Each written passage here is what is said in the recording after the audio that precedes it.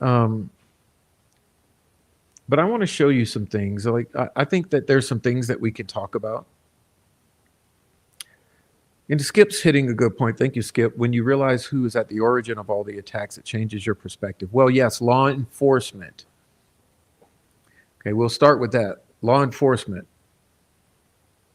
Now, I think the larger question is not just who's behind it, but I think the why is even more. Uh, so, why the need to have total and complete dominating control of the narrative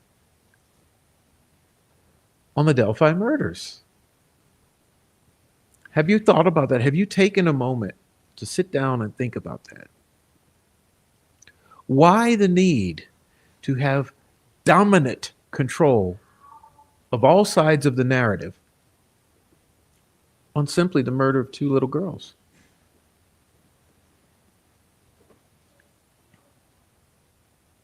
Online, complete control online.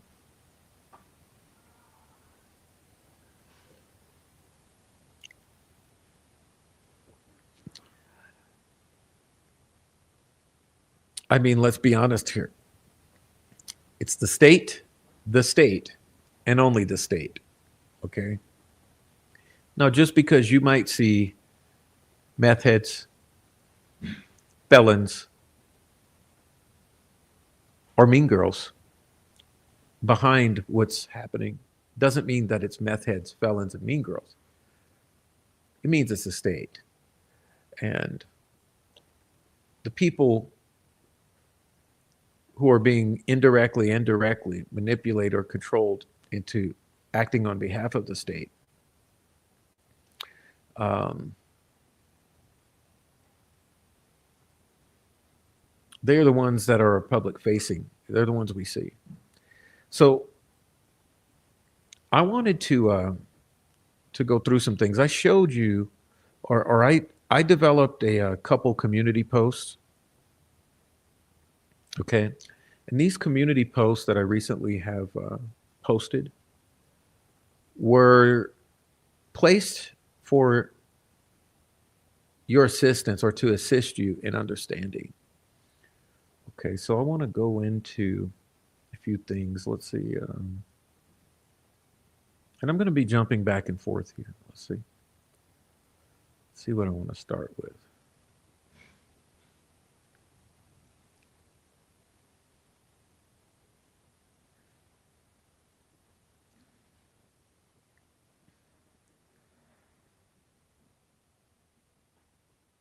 So I'm going to show you some things.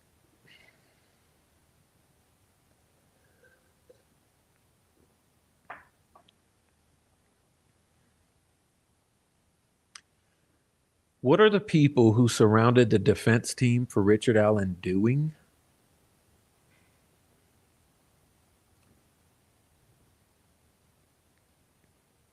Harassing and threatening multiple individuals on the internet.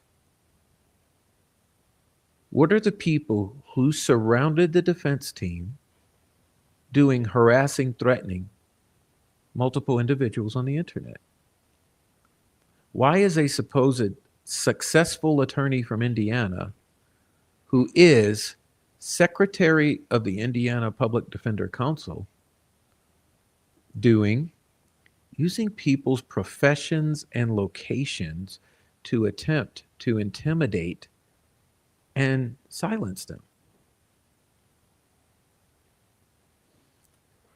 Remember him using North Carolina on Reddit to do the same to another? Who were the 6 people in the due process gang who caused issues for the defense before in 2024? Why was this same group of people involved in the questionable release of the video on an anonymous website? The very same people who attempted to seize a post-conviction investigation and discovery on the Richard Allen case. Why? And how is this appropriate? I'm going to show you a Twitter post. Um, I could almost do it better with this here.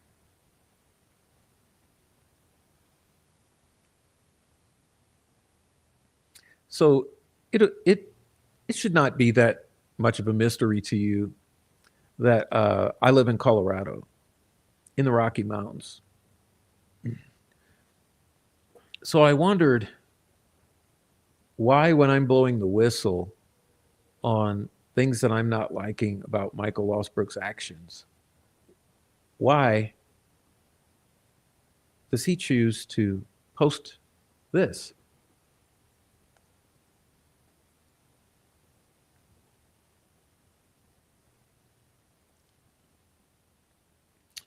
I'm going to show you a couple things here. They actually made things 100 times worse. They gave gas, they being the defense team, they gave gas to bad actors to talk shit and start the hype cycle. So that would be implying, like all of the others in this group, that you're looking a bad actor here. Jennifer Auger drafted a press release condemning us for the release of the video.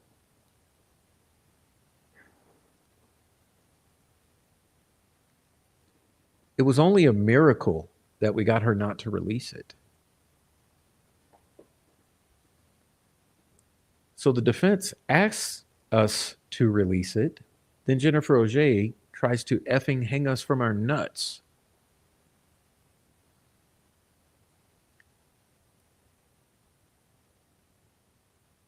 They were going to release things, but threw us under the bus after wrapping an anvil around our necks.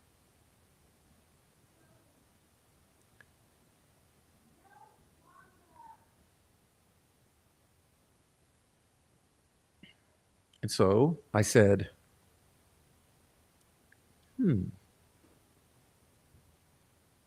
6 people.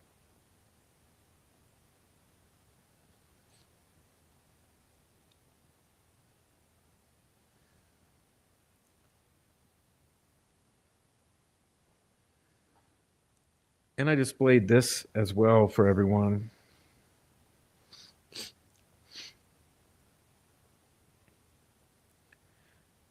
I said, this is what happens when you tell the truth. What is the owner of the Free Rick Allen website doing, threatening and doxing the prof, while simultaneously placing himself in a position of public confidence, asking for tips on the case, warehousing email addresses, and making a call for whistleblowers to step forward on the case? For whistleblowers or tips, you would be asking people to put a lot of trust and confidence in you, and a lot of trust and confidence in the fact that you won't do any harm to them with the information or their identities.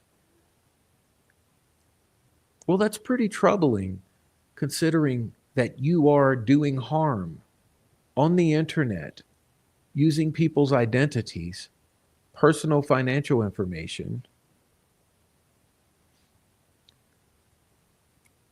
and you did it to Tom Webster, not just me. Okay? And I also found it troubling that even today,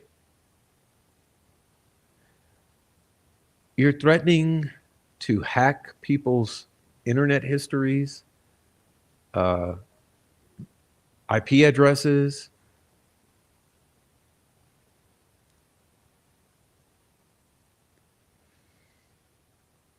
Let's go back to this.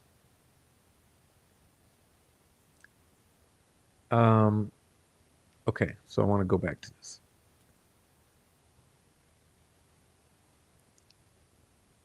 Let's go to this one. So I wrote a little something. This is on the Prof channel. This is why I always, you'll notice, this is the Prof True Crime. Okay, the Prof True Crime. All right. that this is on, and this is the backup channel at the Prof True Crime. This is the main channel, okay, where I post a different community post. So I just wanted you to know that, because I want to read this for you here.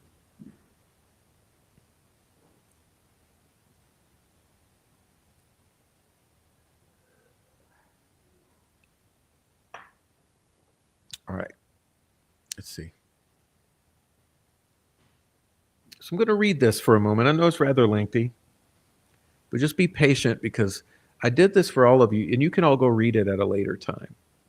It's so that you can understand maybe some of the thoughts I have. Okay?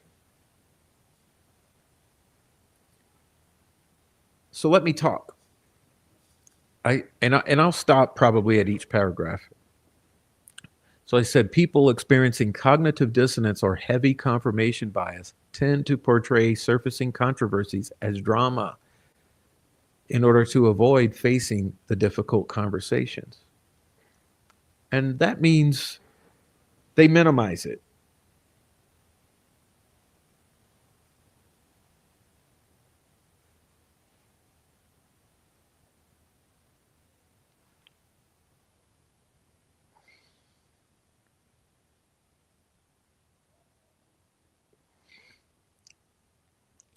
Those personally embroiled in the drama or controversies often avoid addressing it directly, as addressing any claims directly might be considered as a de facto admittance of wrongdoing.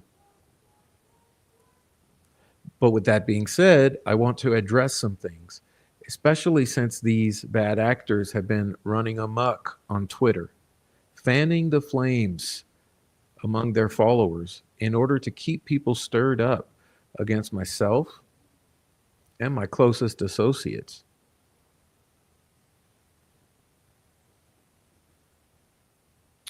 What's more astonishing or astounding is that these so-called social justice warriors are blatantly running around spreading mistruths and misinformation while calling the truth tellers liars in an attempt to discredit them.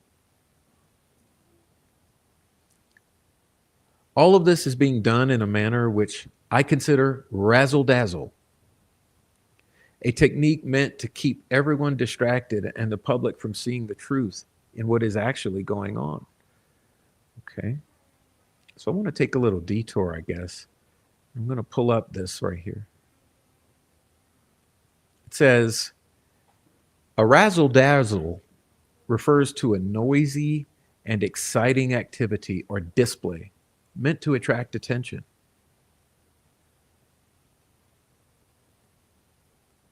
It can also describe a complex or deceptive maneuver, often used in sports to confuse an opponent. Additionally, it can be used to describe a flashy or showing appearance or performance. Here's a more detailed breakdown. Noisy and exciting activity. Razzle-dazzle can describe a situation with a lot of activity and excitement, often with a colorful or flamboyant appearance.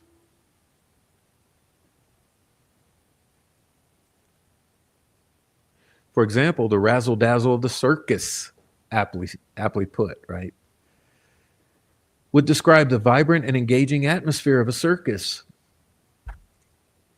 Complex maneuver in sports. In sports, a razzle-dazzle refers to a complex sequence of moves or actions designed to confuse or outwit an opponent. Think of that one. A complex sequence of actions designed to confuse or outwit an opponent or the general public. This could involve a series of handoffs, passes, or other moves in sports that are difficult to predict. And here I highlighted at the bottom, the best one. Razzle-dazzle can also describe the flashy or showy appearance or performance often intended to impress or distract. Okay? So what I'm saying is that this is an attempt to distract with a bunch of complexity and noise. Okay? Like I said, a razzle-dazzle, a technique meant to keep everyone distracted and the public from seeing what's going on. Because it's not going to keep me or others on the inside, but it's going to keep the public generally confused as to what is actually going on because of the level of noise and all the directions it's coming from and how complex it is.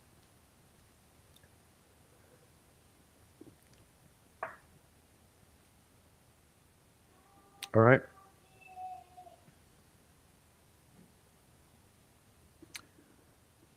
So I took us back. I want to take us back because obviously, listen, I almost feel like I have to stop and explain this.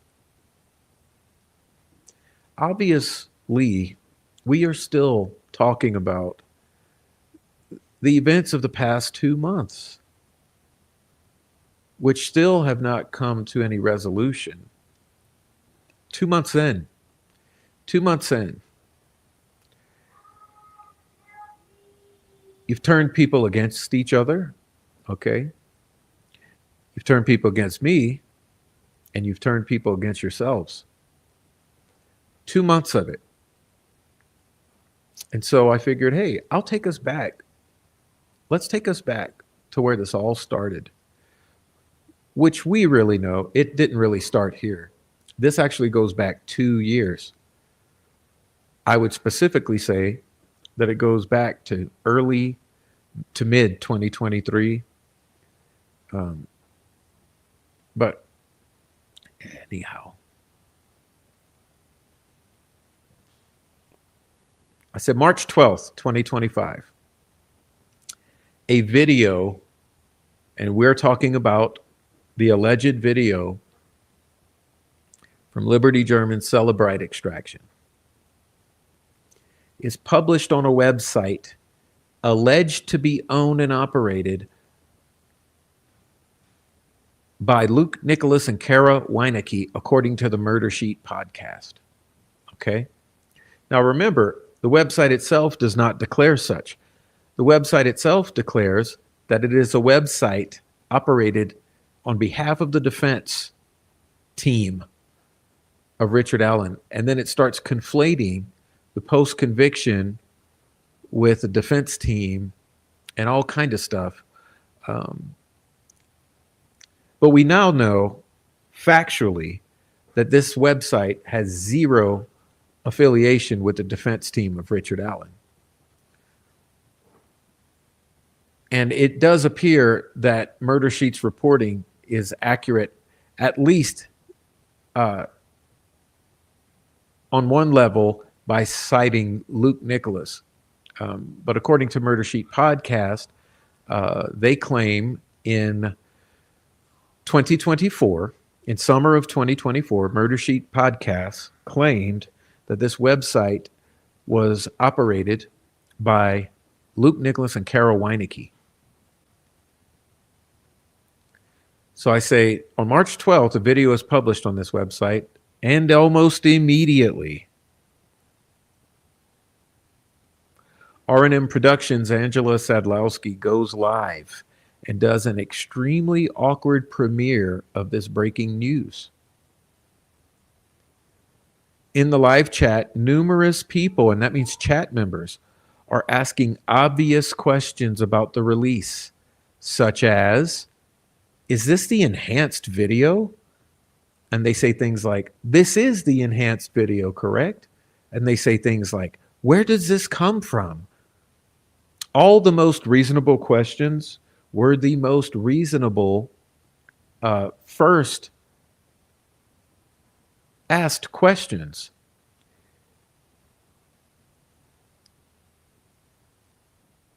By followers of the channel. But very interestingly, these questions are met with immediate and curt responses by both the host and by Luke Nicholas in the live chat, shutting down any reasonable questions whatsoever, literal shutting down of the questions.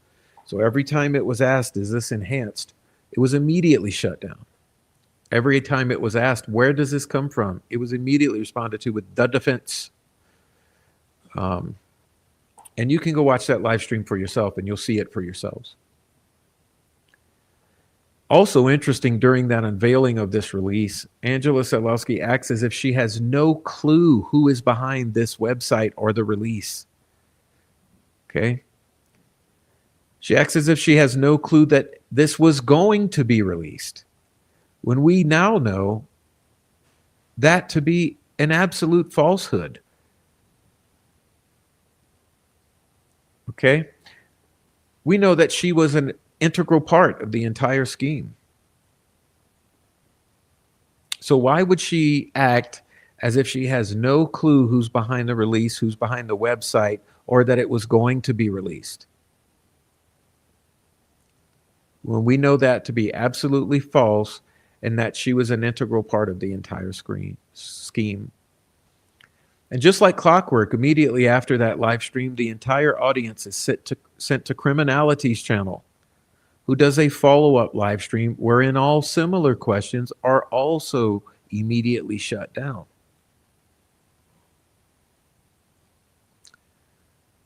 And this set into motion an entire narrative in which questioning the validity of the video or its origin was extremely frowned upon.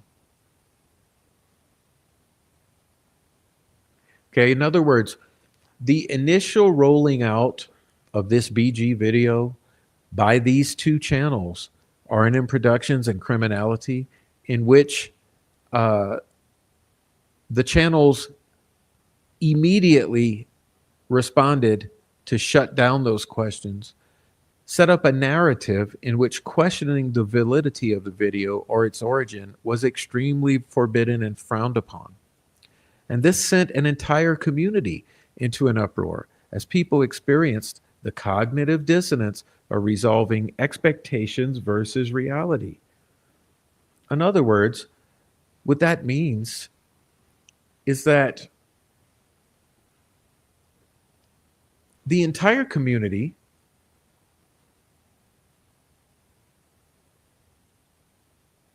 didn't understand what they were seeing, because the way that this video met the eyes, the looks of it, and the questionable provenance, okay, the questionable provenance, and the bad or the interesting look of it, combined with the firsthand testimony of people who were in the courtroom. Remember the people who were in the courtroom who came out and described what they saw in this video?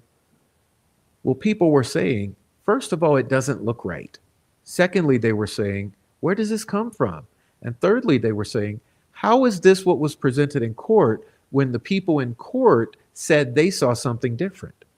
So you see that whole group of questions? People were asking those questions. But like I said, because of the way that the rollout was controlled by R&M Productions and Criminality, those reasonable questions were immediately shut down. Okay? And since when is it appropriate to shut down reasonable questions, especially when people have 8 years of gaslighting and trauma in this community because of this kind of shit? Okay?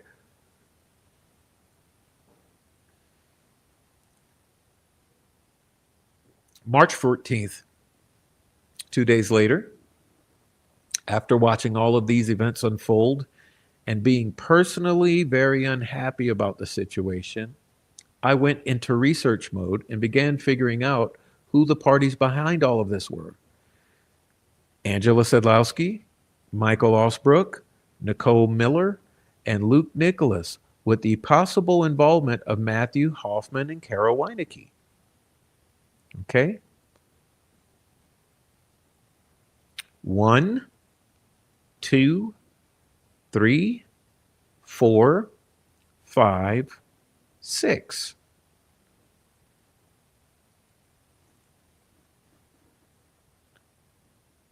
It was on that Friday night live stream that I telegraphed the message directly to Angela and company.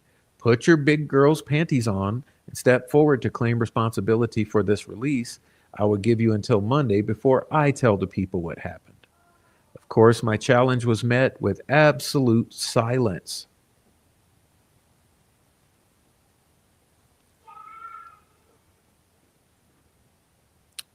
Now, March 16th to 17th, or 16th and 17th, I privately messaged Luke Nicholas and Nicole Miller, pleading with them to step forward, to shed some light on the situation, and to encourage the others involved to do so as well by claiming responsibility for the release and settling the concerns within the community. I considered privately messaging Luke and Nicole as a respectful and generous showing of grace by allowing those responsible to take charge of the disclosure of the facts of the release for themselves rather than having me do it. Okay. I also considered it somewhat generous to give a forewarning of my pending reveal of the truth behind the situation so that it would not cause any divide in the community or exacerbate any kind of controversy. Okay? Unfortunately, however, my compassion was met with obstinance and denial, then further lies in an attempt to throw me off the path of this story. Remember, they both denied any involvement and solely put the onus on the defense of Richard Allen. It's important to note that during this period, the above mentioned individuals were also going around to multiple live streams, okay, for a 2-week period, entering the chat as a group, trolling in order to establish a particular narrative around this video release. Yes, they were doing narrative control as a troll gang. All these mentioned above individuals, NDB, okay, they were going to all the live streams, into the chat and trying to direct the narrative about this video by claiming it was for the defense and it was not enhanced, et cetera, et cetera. And I was keenly observant during this period and made sure to document it all, noting the dates and times and all the parties involved. The due process gang. And I did that with screenshots and a notepad. Okay. Now, by March 18th, the next day, frustrated with this response to my gracious offer to allow them to speak for themselves, I decided to take matters into my own hands and reveal to my viewers the truth of the situation in a somewhat jarring fashion. To shake things up, I revealed in my live stream the exact names mentioned above and how they were responsible and behind the entire debacle. And remember, this was March 18th, less than a week after the release. Naturally, I faced a lot of backlash for this approach and a lot of direct denials by the individuals who were named by me, which was an absolute shock and surprise because it was already known and proven at the time I decided to reveal it all. And I could not conceive that these people who try to establish themselves as righteous and trustworthy advocates for the defense of Richard Allen would blatantly lie and mislead the public around such a provable and consequential matter. This is when I realized that this was a very important issue, more so than I had assumed at the outset of this controversy. Okay. Then afterwards, late March to early April, the backlash continued. Okay. And we saw, and you saw some of the evidence of the backlash. I didn't necessarily screenshot every single Twitter post and every single nasty comment. But trust me, there were dozens and dozens and dozens. Okay. The backlash was incredible coming from this group of people, especially what was seen on Twitter as Michael Osbrook and Angela Sadlowski whipped their followers into a frenzy, who then set out to attack the messenger with ad hominem attacks, intimidation, and doxing. As this was all brewing, another narrative began to take shape, which revolved around Mrs. Allen allegedly, quote, not taking the proper steps in regards to a tort claim or civil suit against Westville and the state of Indiana. There also began to be murmurings of so-called bad actors interfering in the decision-making of Mrs. Allen and advising her to go against the due process gang internet cranks and attorneys from the state of Indiana, Michael Osbrook and Carol Weinecke. Now, I found this pretty alarming because I was privy to many of those discussions, and I was well aware that Mrs. Allen was not being ill-advised, and she was not conflating the two issues.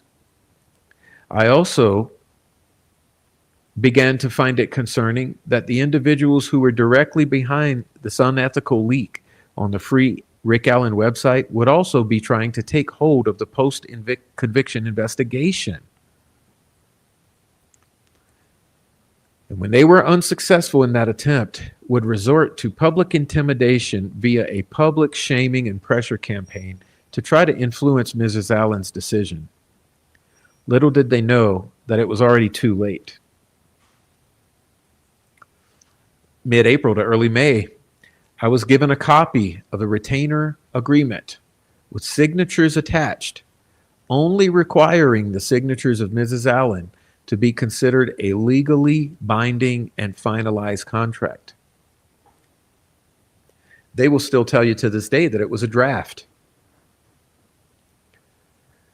After some research and consideration, I decided that publishing this retainer agreement would be the surest way to provide transparency and understanding to the community at large regarding the murmurings in the community surrounding this contract. I also felt it was necessary to inform the public on the difference between a post-conviction investigation and the bringing of a civil suit after I realized that the same parties behind this post-conviction counsel agreement were attempting to posture themselves as parties to a civil claim. It was my understanding that Mrs. Allen was not happy at all with these individuals and didn't like them, or with this attempt to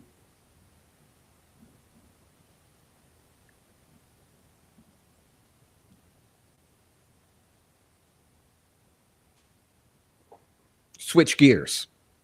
And I attempted to relay this information to the general public. It was also my understanding that Erica Morse was accurately conveying the statements on it was my understanding that Erica Morse was accurately conveying statements on Mrs. Allen's behalf, and that these people were trying their damnedest to discredit her because of their own personal disliking of the messenger, Miss Erica Morse. Something I was all too familiar with. Yeah, shoot the messenger. I also became concerned when members of this due process gang started making the PR rounds on various podcasts, bashing the former defense attorneys and insisting that Mrs. Allen be found not capable of making decisions on Richard Allen's behalf. Furthermore, there was an intense intimidation and harassment campaign rolled out by Luke Nicholas on his Twitter page and echoed by many of the followers of this due process gang, which continues to this very day. Okay?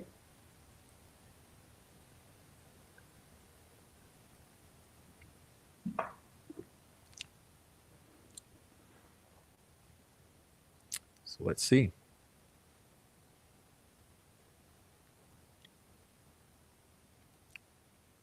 And under the post, I attached, before we get to that, let me go back. I just realized I made a boo-boo. There's more. You see under here, it says currently. I was dumbfounded that after more than a month and a half of allowing this controversy to fester, some of the individuals named above have just begun to come out and drip some information, piecemeal statements of accountability, however, failing to make any specific and definitive statements about the truth of the events that have unfolded over the past months. Additionally, notice that in all of this rhetoric, there is no specific chain of events detailed. Let me say that again for those in the back who like gaslighting. Okay? You guys listen. In all of this rhetoric, there is no specific chain of events detailed. No specific names named. Okay? Just piecemeal accountability, quote unquote, here and there, in what appears to be an attempt to pacify those asking questions, but done so without providing any real answers.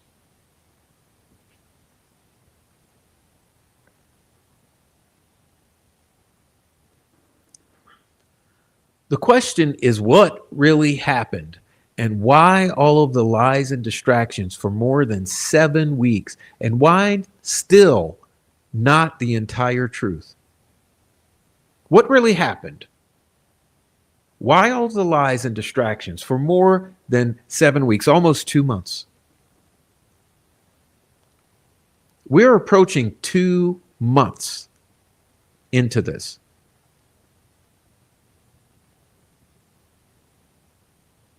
Why still not the entire truth? I sent out detailed and specific emails to Andrew Baldwin, Jennifer Auger, and Carol Weinecke, yet to this date, not a single reply. Why the huge conflict about the defense allegedly releasing this video and them outright denying the fact to the extent that they were going to release a public statement condemning the above mentioned individuals for the leak? Why the silence all the way around? Surely something is not kosher here. And once again, why, instead of directly addressing all of the questions and proving with receipts all of your claims?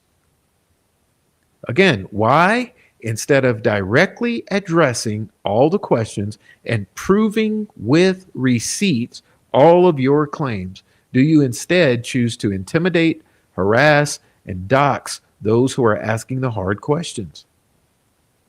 And so it continues. And honestly, I wouldn't expect anything better at this point.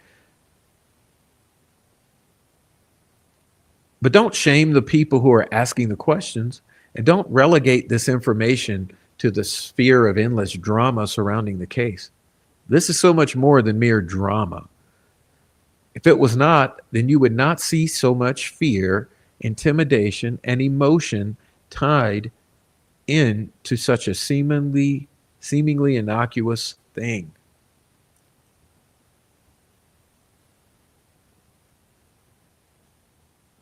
And I found it odd here because this was a very strange response that Phoenix came in and gave. And we're going to break this down. Phoenix, you deserve it. Okay, you deserve it. So we're going to break this down piece by piece.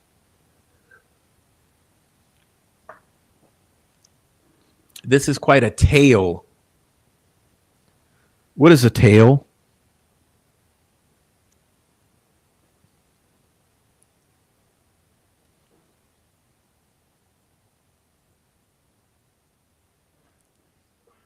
Almost even makes sense. No, it does make sense.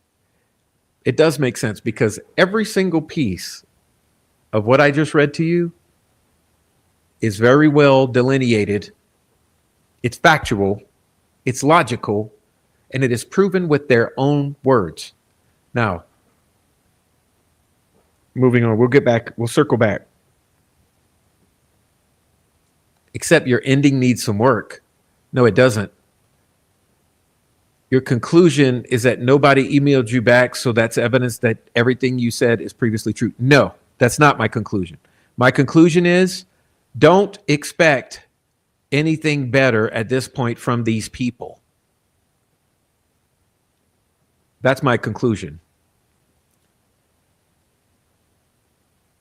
Evidence that everything I said is true is that it's all in their own words. Okay? Now, my question here, where is the evidence that anything they said is true? You see, that's what's lacking, but we'll get to that. Somebody not emailing you back isn't evidence of anything. I didn't say it was. I said it's called silence. It's not a receipt. Nobody said it was a receipt. It's called silence. Okay, them emailing me back a reply when given the opportunity to do so would have been a receipt. Yes.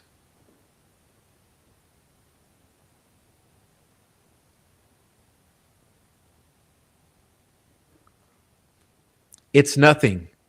Well, because you're trying to make it into something, and therefore so that you can debunk it and say it's nothing. It's not my conclusion. My conclusion is everything I said is true, and I wouldn't expect these people to tell the truth with receipts at this point.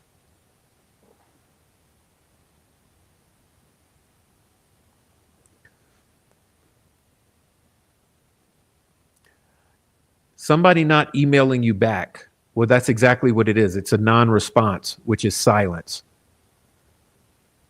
Conflating it as anything else really insults you. Well, I didn't conflate it as anything else. You are conflating it in order to try to discredit the statement because you don't want to ask these questions about your friends because your friends have lied to you and you don't want to understand that your friends have lied to you. So make me the bad guy and make me the purveyor of logical fallacies. There's no obvious jumps in logic.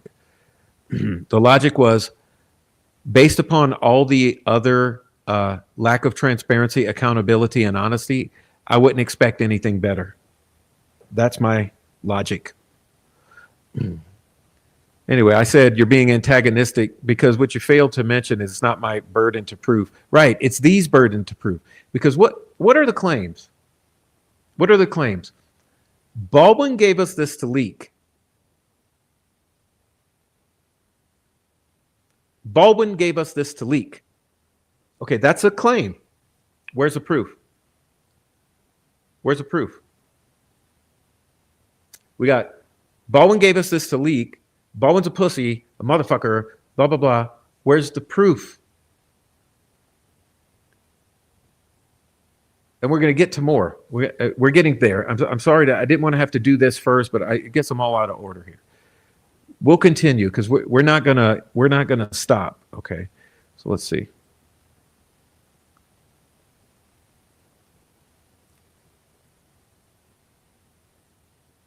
All of the individuals mentioned above have the burden of proving their claims.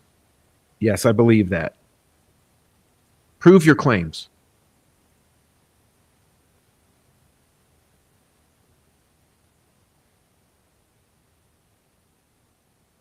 So look, don't come in my, look, you're coming in my chat. Okay. Since you're coming in my chat to harass me, I'm going to shut you down right now. Okay. If who's denied it? Baldwin and Auger?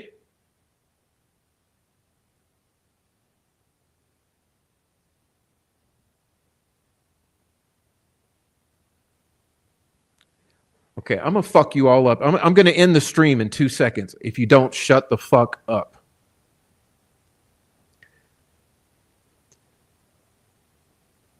First of all, who said Baldwin emailing anyone is nefarious?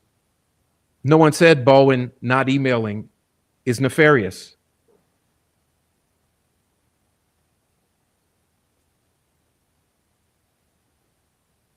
See, here's where we're going to shut the bullshit down immediately, Phoenix, and you can go fuck off. No one said Baldwin not mailing back is nefarious. But let's get back to this one. If they've denied it, why can't we see that?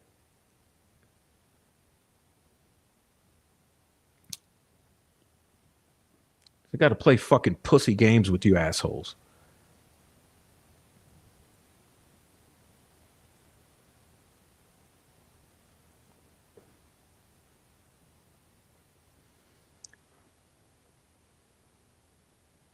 Jennifer Auger drafted a press release condemning us for the release.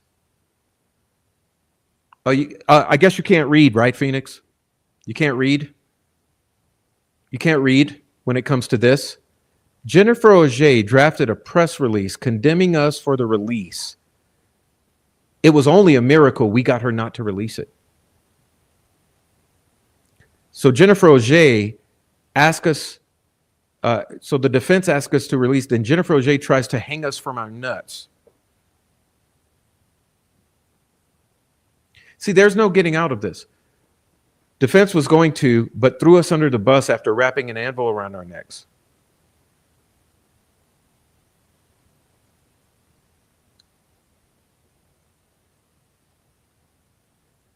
Your arguments are such bad faith, dude. Like, you really got to go check yourself and figure out what the fuck you're even talking about. Are you going to make me present something else I didn't even mean to throw up? Right here.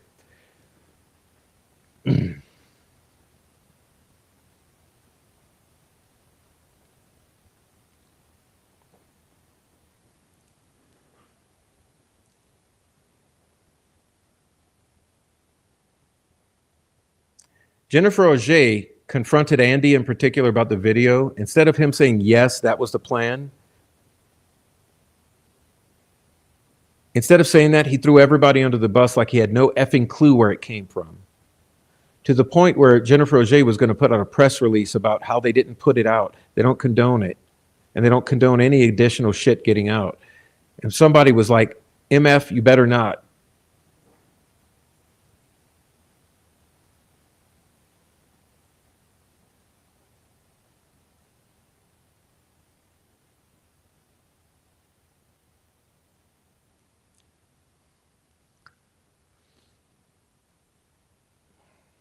Like, your bad faith fucking arguments stop today.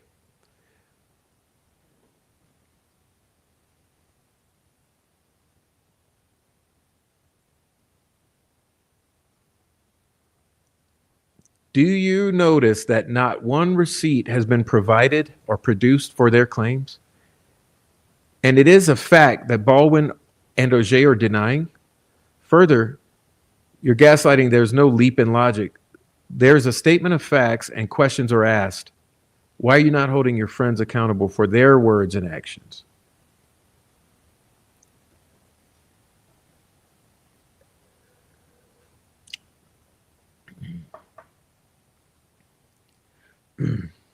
Now,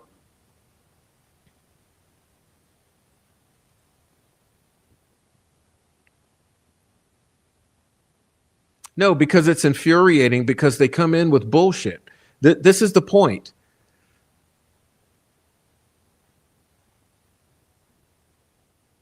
This is the point.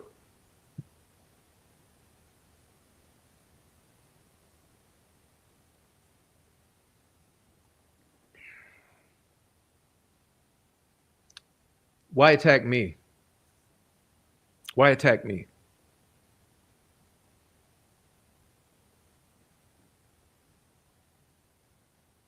Here's a question. Who released this shit?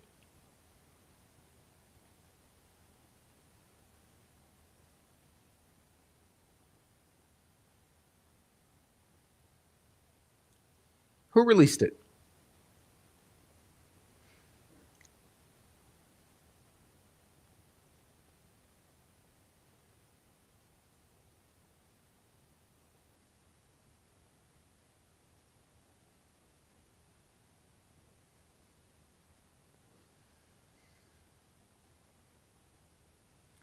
I guess it's time for the presentation now. Let me pull it up.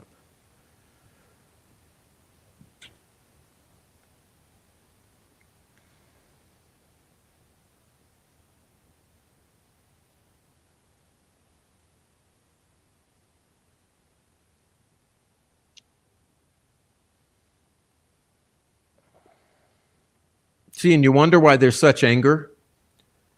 Because you guys are stalking and harassing, intimidating, and doxing. Michael Osbrook. Now, this is a computer generated transcript. Okay. Before anyone gets on me for anything in this, listen, I didn't type this because someone already came in today trying to let me calm down. These people piss you off. Look, this right here is a computer generated, automatically generated transcript, which I did not type because someone came in today with some kind of grammatical shaming for something I did not produce.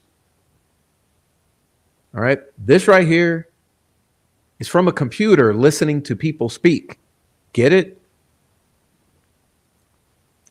I did this so I wouldn't get a copyright strike for playing the audio clips. Okay. Or the video clips. But basically, these are the words of Michael Osbrook pulled from a live stream by a computer generated program. So listen.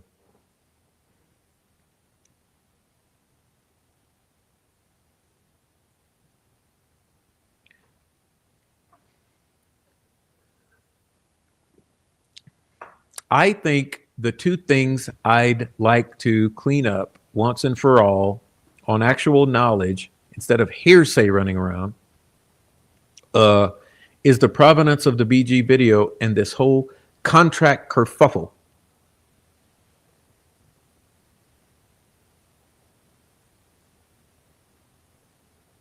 And the BG video, whatever anybody says, is straight out of the phone extraction I was given.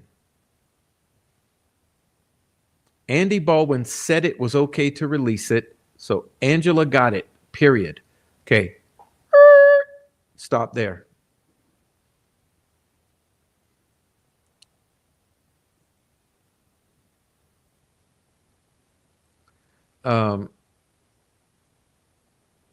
Now, straight out of the phone extraction I was given. Okay, so you were given the phone extraction.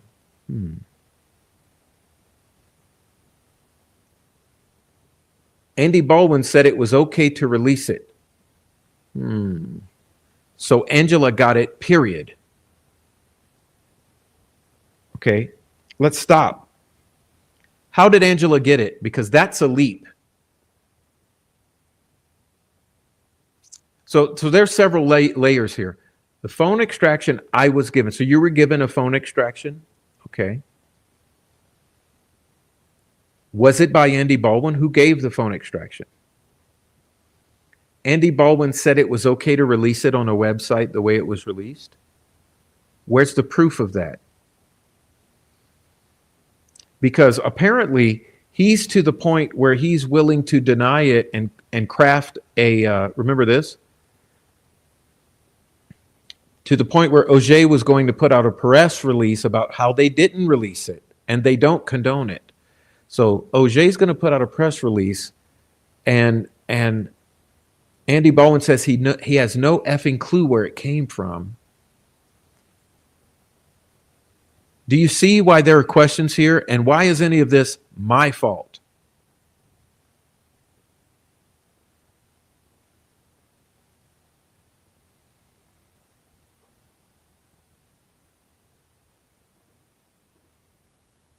Hey, mods, chill out. Chill out, mods. Chill out, mods.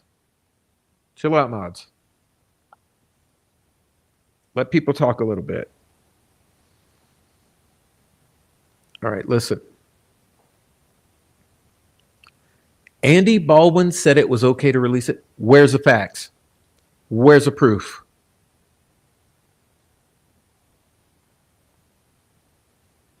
Because it seems like Andy Baldwin is denying and Jennifer Auger is denying, but Andy Baldwin said it's okay. Well, that's a contradiction. So isn't it on you? Is it the onus on you guys to clean that up and show and provide the proof? Where's the evidence? Okay, here's another one. So Angela got it, period. Whoa, whoa, whoa, whoa. Fuck you. Fuck you. Fuck you. Fuck you. Fuck you.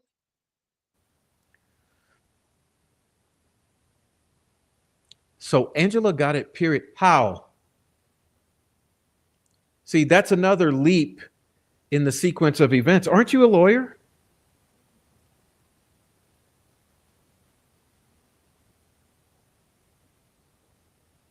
It seems like something's being left out. Andy Baldwin said it was okay to release it. So Angela got it, period. Wait, who? How did Angela get it?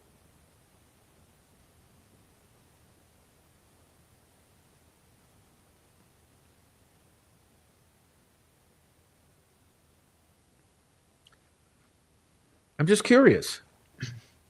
Because this seems to be like Angela could have gotten it from any other method.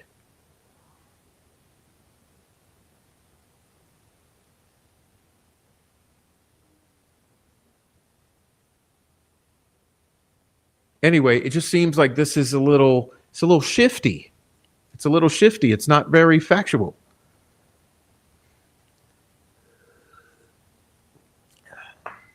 Crazy Girl says, couldn't we have said this a long time? Oh, yeah. By the way, this took a month and a half. This took a month and a half to get this out. This was like pulling teeth. Okay. This was like pulling teeth. This took a month and a half just for this. And even this is like, what is this? It's shifty. Andy Bowen said it was okay to release it. So Angela got it, period. How? Do you mean to say that you gave it to Angela to release on a website? But okay, so what happened after Angela though? You notice how all of this is left out? There's so much left out. So the website is not owned by Angela, right? So how then would it end up on a website, even had Angela got it? However, because none of this is later. How about this? This happened, then this happened, then this happened, then this happened, then this happened, then this happened, then it's on a website.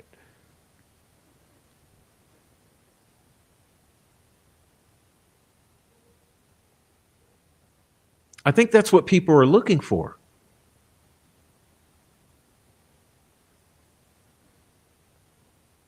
I think that's what people are looking for. I think people are looking for where'd it come from, then who got it next, then who got it next, and who got it next, and who got it next, how it ended up on a website. And why has it taken you motherfuckers 2 months to even begin to come clean about this? That's what people are looking for. But let's continue. Couldn't we have said this a long time ago, though? A month and a half ago?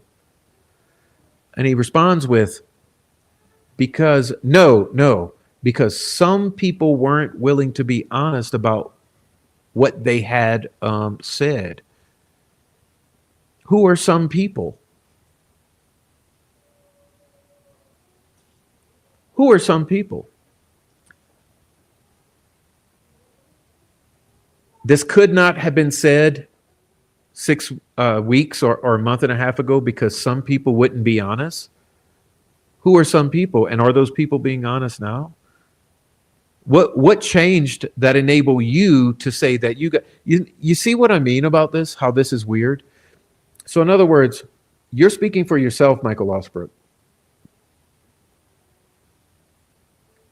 So how does some people keep you from speaking for yourself? This is where the logic doesn't logic here. It doesn't add up.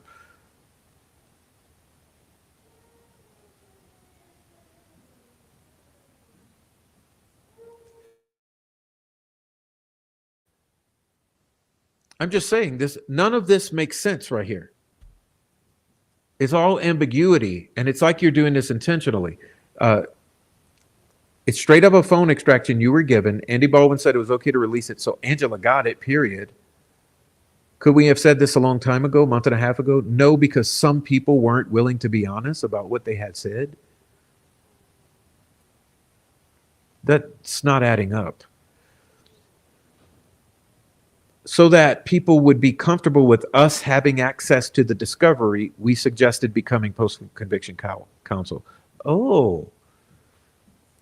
So the whole thing with becoming post-conviction counsel was about having access to discovery, period.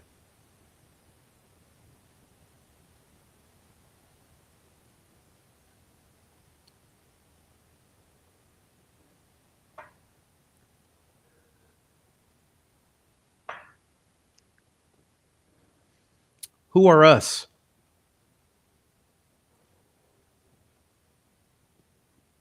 And I've shown you this.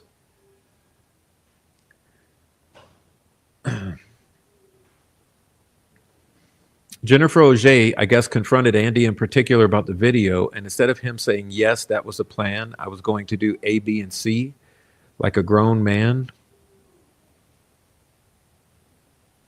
and a professional and someone who's not doing anything wrong. Instead of saying, yes, that was the plan, I already checked with other attorneys to make sure it wasn't violating any kind of protective order or whatever, and that these or public records. Instead of saying that, he threw everybody under the bus like he had no effing clue where this video came from. Oh, I don't know where that video came from. I have no idea. To the point where Jennifer Auger was going to put out a press release about how they didn't put it out. They don't condone it. They don't condone any additional exhibits getting out, and they won't be releasing. And that moving forward, nothing will be released. And somebody who knows, who's somebody who knows? This is another thing. What is this? What is this? Somebody who knows was like.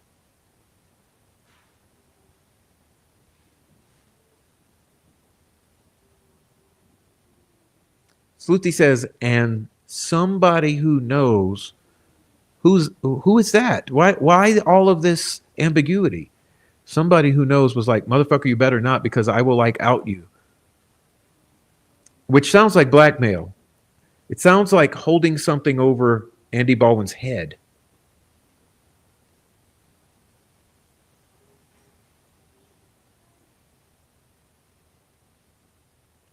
I was calling him a pussy.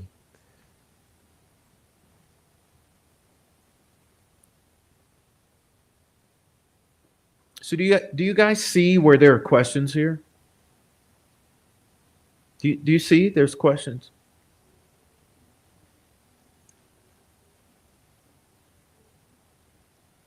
And my thing is,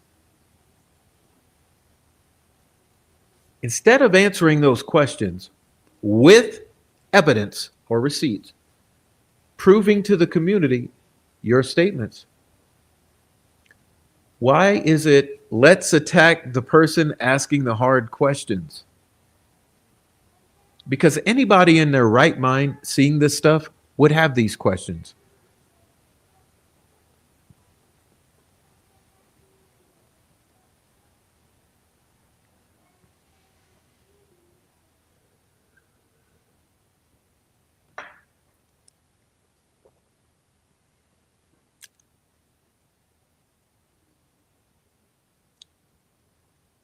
Anybody in their right mind would have these questions.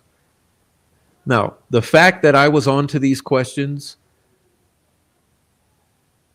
a month and a half ago, and some of you are just starting to understand what the questions even are today, doesn't make me a bad guy. It doesn't make me a bully. It doesn't make me a conspiracy theorist. And it doesn't make me responsible for attacking anyone. It means I'm asking questions that I've been asking for nearly 2 months that yet remain unanswered.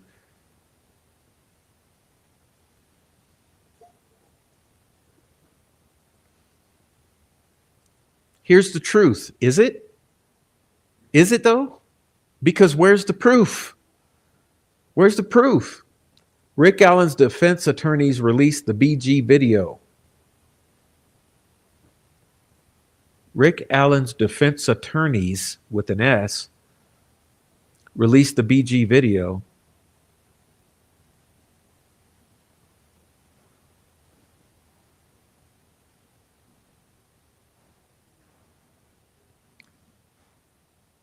Where's the proof?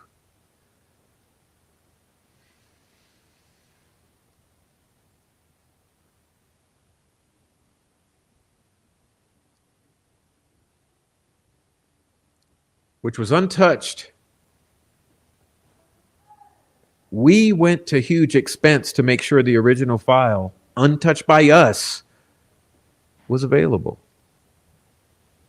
We didn't even optimize the video file, which would have saved over $2,000 in hosting expenses.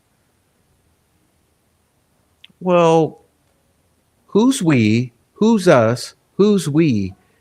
And saving over 2,000 means how much did you spend? Because if you're saving 2,000, you must have spent more.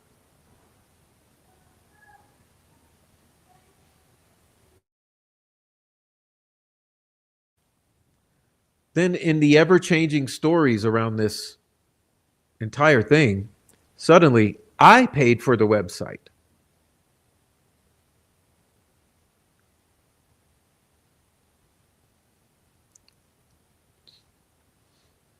And again, what he's doing, he's threatening to sue Kathy and Rick Allen's closest associate. And he knows this too. He knows that this person is Rick's closest advocate and a friend of Kathy. Why are you threatening to sue a friend of Rick and Kathy Allen? There's no NDA. That's not what my source says. My source was told that one of you was working under an NDA.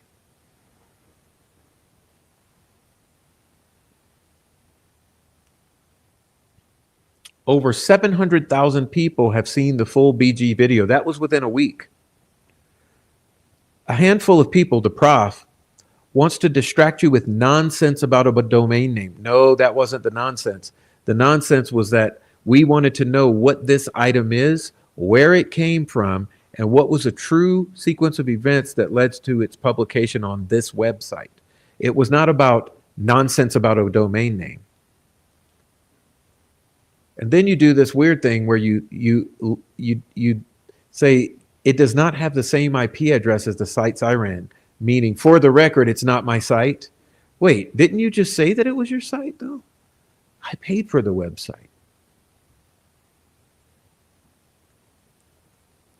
But if it did have the same IP address, so what? That's not what matters. Yes, the domain was purchased with a privacy. Whoa, hold on. Hold on. How do you know that it was purchased with a privacy service? Because that's standard practice for a sensitive project. If you were not behind it. We operate in an environment of lawfare, harassment, and hacking attempts. Yes, we do. Since the launch, the site has been under constant attack. How do you know unless you're behind the site? The site was built quickly and strategically as a backstop in case Rick was found guilty. How do you know unless you were part of it? Turned out to be a smart move. Over 5,000 people have signed up for email updates, meaning given their email addresses because they care deeply about this case and want to stay connected. The servers and domain remain in the US. How do you know?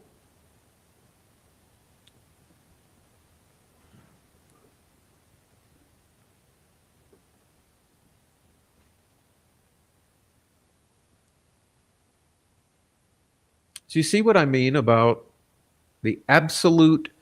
Listen, this has been 2 months of lies. Okay, the lies started at the beginning.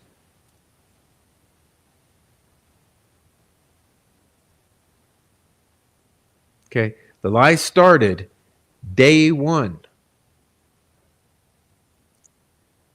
And instead of attacking me, why don't you people go ask the people who lied to you? Like let's go back to this. Let's go back to this.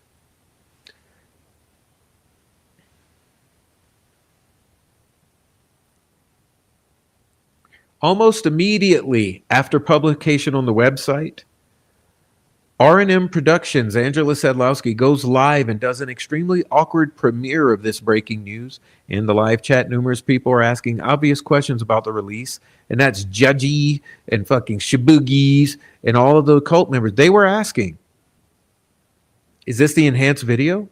Is this the original video? Is this the enhanced video? Where does this come from? Very interestingly, though, these questions are met with immediate curt responses by both the host and Luke Nicholas in the chat, shutting down any reasonable questions whatsoever. Also interesting that during the unveiling of this release, Angela Sedlowski acts as if she has no clue who's behind the release and who's behind the website and that it was going to be released. Acts as if it was a surprise, which we now know that to be absolutely false and that she was an integral part of the entire scheme. And remember, it's not just me saying that, it's Michael Osbrook saying that. Andy Baldwin said it was okay to get it, to release it, so Angela got it, period. Andy Baldwin said it's okay to release it, so Angela got it, period.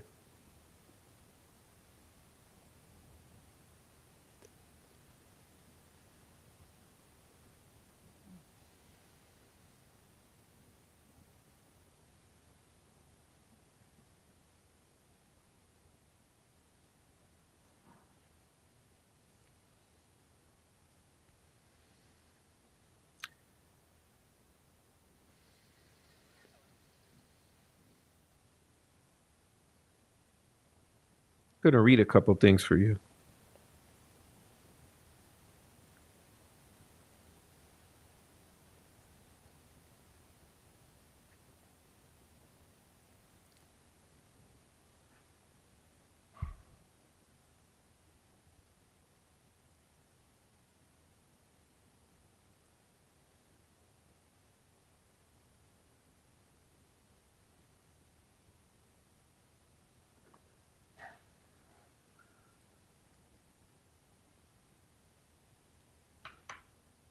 Before I go on, let me correct something in here.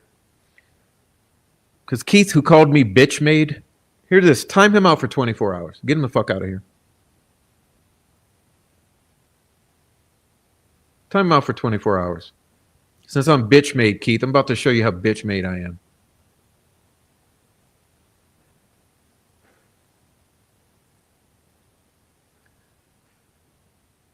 All right. Now,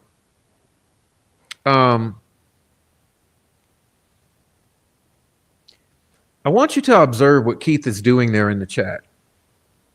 Distraction. You see, what are we here talking about right now? What are we here talking about?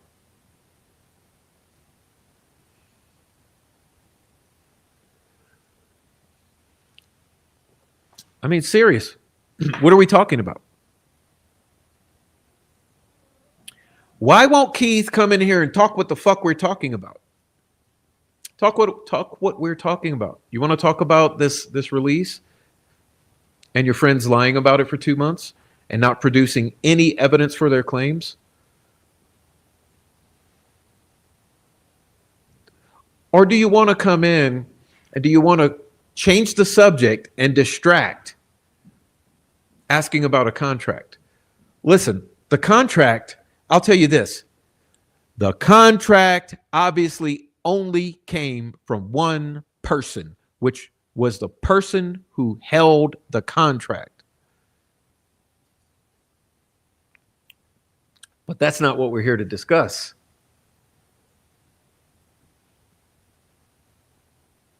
And why the butt hurt over the contract?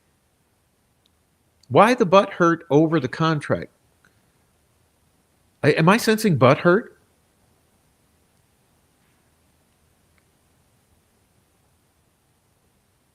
You see, this is called Razzle-dazzle. He's doing a distraction campaign. So yes, who the fuck cares that I posted a contract? I was asked to post a contract, and I did so respectfully.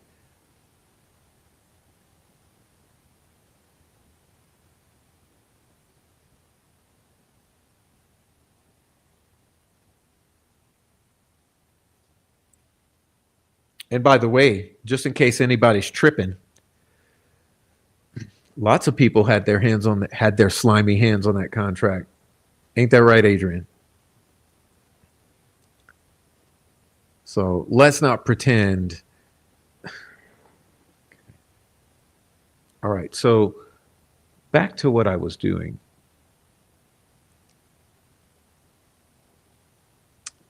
Anyway,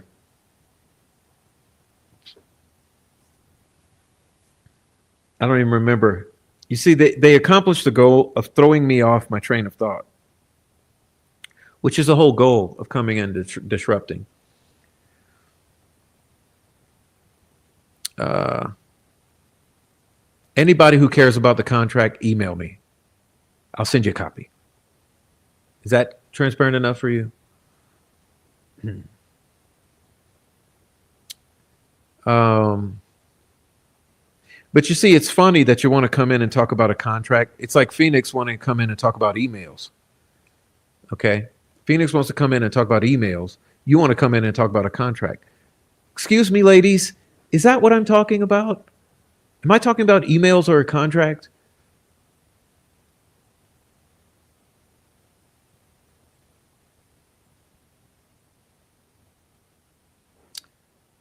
Anyhow, it's funny though because listen, here's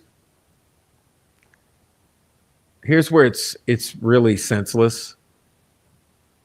Um,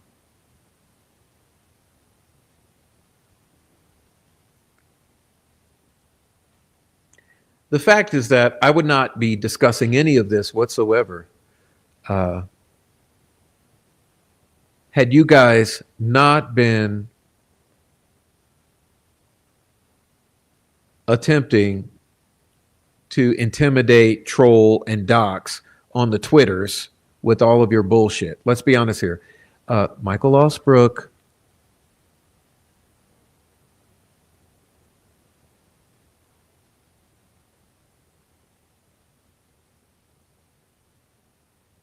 all you mean girl minions, Keith, if it wasn't for your bullshit on Twitter, I wouldn't even be discussing this anymore. Additionally, had anyone come clean whatsoever with the actual facts, nearly 2 months now, we're nearly 2 months in. Had you just come and told the story honestly, truthfully, accurately, transparently, with receipts? All right, question here, hypothetical. Baldwin said it's okay to release it. Okay, you got a text message stating such? Do you have an email stating such? We got signal from the Office of the Defense Team that it was okay to release. You got evidence of that signal?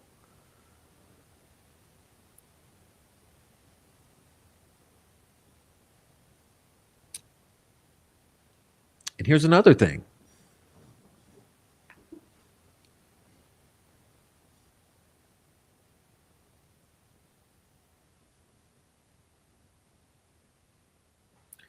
Oof.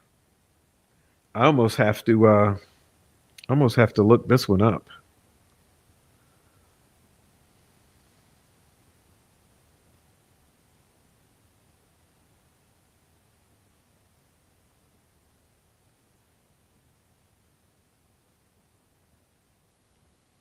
I'm not gonna go through the trouble.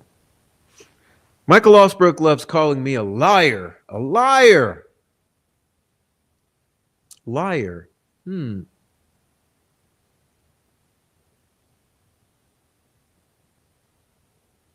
Interesting that you can just broadcast that term all over. Liar, liar, liar. Excuse me, sir. What are the lies? How about this? Bullet point list.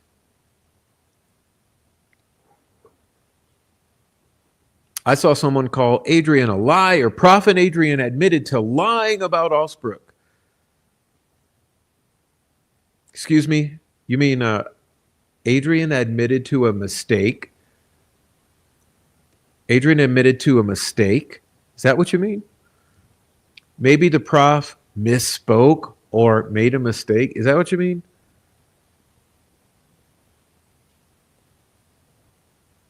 Because lie is a strong word. A lie is intentional, malicious, done knowingly.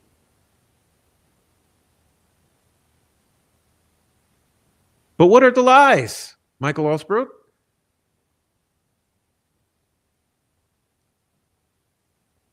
Since I'm lying. Um,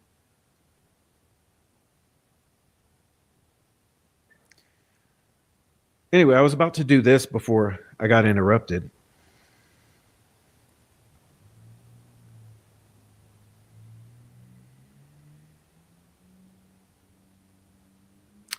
There's some things I want to read.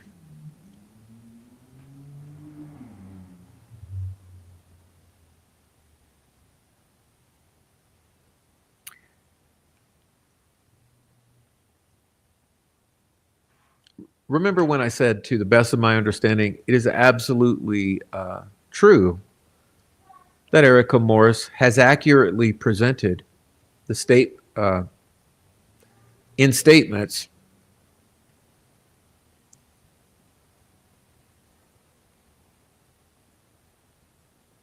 the thoughts and feelings of Kathy Allen. So, one of them being, I believe this was right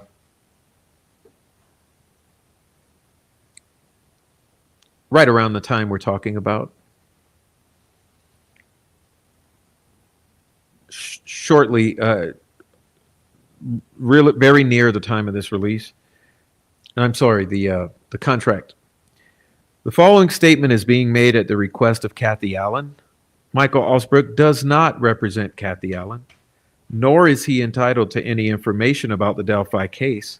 He is not authorized to speak on behalf of the Allen family, nor is his information coming from authorized or approved sources. At this time, Kathy Allen asks that all information, leads, tips, and anything else go directly to Stacy Uliana or Mark Lehman, Rick's appellate attorneys. Feel free to share throughout all the Delphi groups and pages, as this must be cleared up ASAP. Also, if you've been told that you can be hired as a PI through Osbrook or have been acting as an investigator on his behalf, please notify Rick's appellate team immediately. Now, do you honestly believe that Erica Morris would go out and give an authoritative statement such as that and be lying?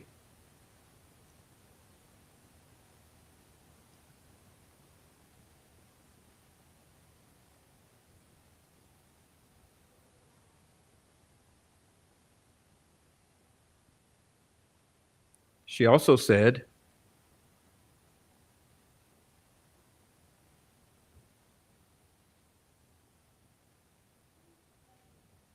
you can believe whatever you want,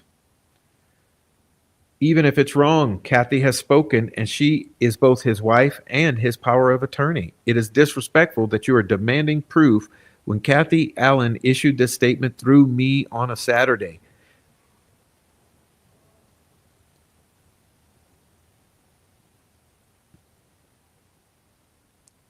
How disrespectful that you assume Kathy doesn't know what's up with her own husband. That's my answer. If you go against her, good luck with that.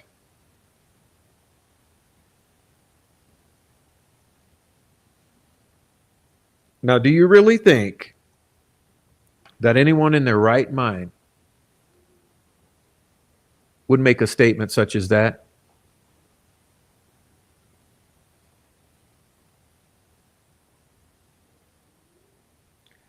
And not be telling the truth?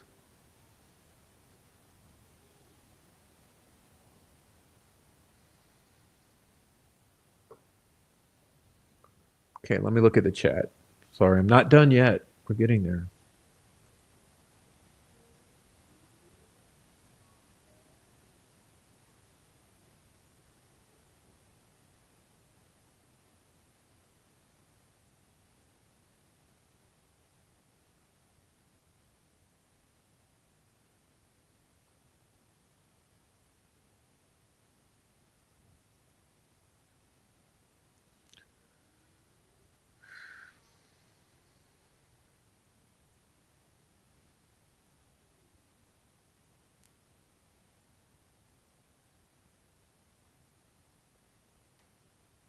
All right, now I'm gonna.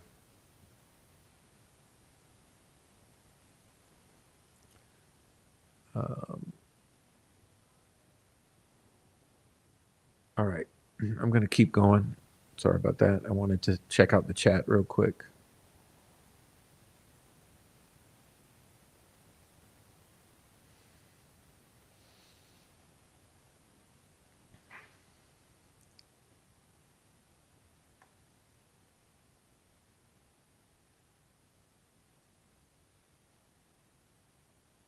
So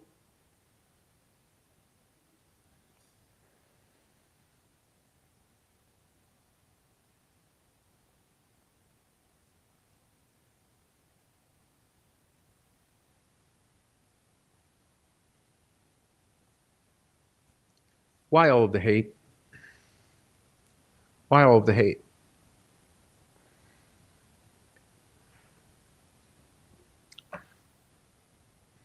And it's funny because over on Twitter, every day, aside from the hateful trolling and harassment, there's a constant questions. When are you going to prove with receipts? And when are you going to prove? What the fuck do I have to prove?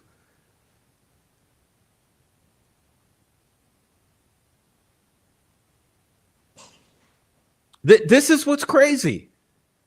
When are you going to prove what? What the hell? What the hell do you expect me to prove? I mean, Jesus Christ! Have you not seen the 45 screenshots just on this particular aspect this month? What do you expect me to prove? How about turning all that energy that direction? Turn all the energy that direction. Ask them to prove something.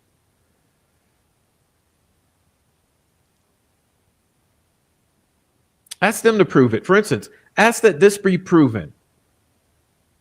Andy Baldwin said it was okay to release it. Really? Prove it. So Angela got it. How? Prove it. And then how did it get to the website? Prove it.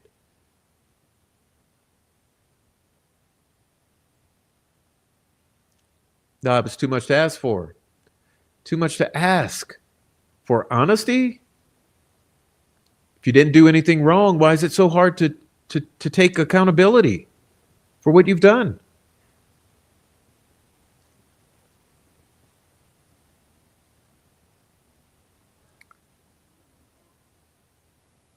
And they say, I changed my stories and I'm backtrack. I haven't backtracked shit. They tried to say it regarding the contract. Go read the post. Go listen to my live streams. What did I say about the damn contract? No one gives a shit about the contract anymore. Now, what about that second contract, though? That one ain't posted yet.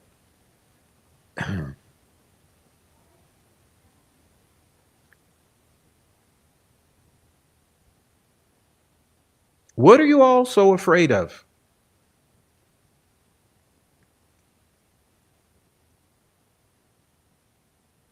And like I said, by sending an email out to say Andy Baldwin, Jennifer Auger, Carol Weineke, Andy Kopsa, sending emails out, it's saying, I'm waiting for you. Like I open door here for you to give your side of the story. Okay. The reason I emailed Andy Baldwin, give your side of the story. The reason I emailed Weineke and Auger, give your sides of the story. You're welcome to give your side of the story before I go and talk about it on live stream. That's why I mentioned the emails, Phoenix. Come on, have some integrity here.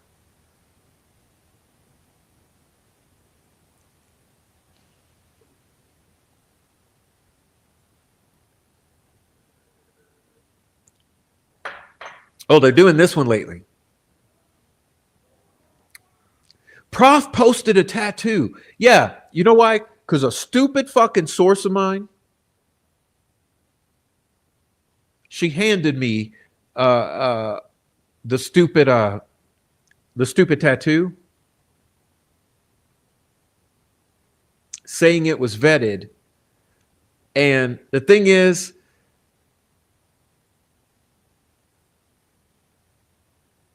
that one right there has been out of my circle for a year. Okay, she's been out of my circle for a year because of shit like that. But what I haven't told you is no, there is proof of affiliation of Shane Meehan with the skinhead Odinist. There is. And it's more than just a tattoo. So the fact that this, now, regards to this tattoo, I have not been able to debunk that particular claim you're making that it is not his Facebook.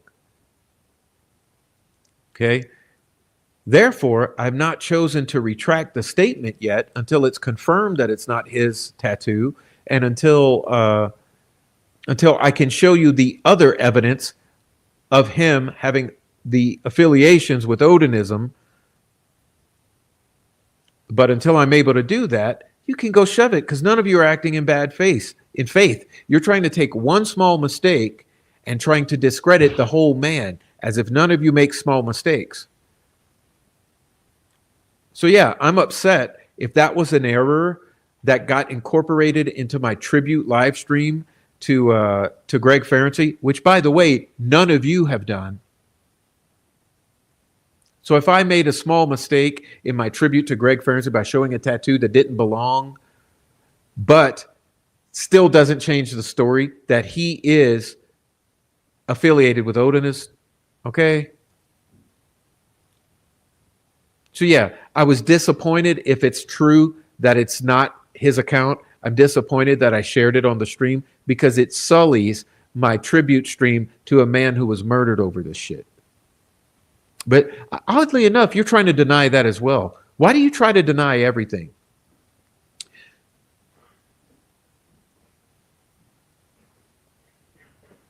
Because you're bad faith.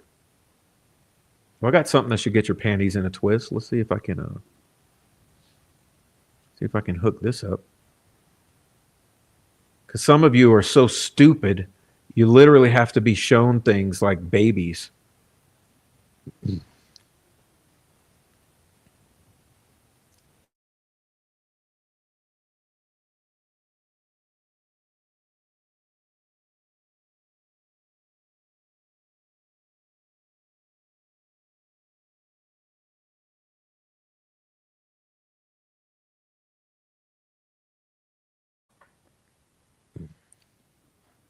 Oh, what's this? Hey, look, it's my buddy Rick Snay right there.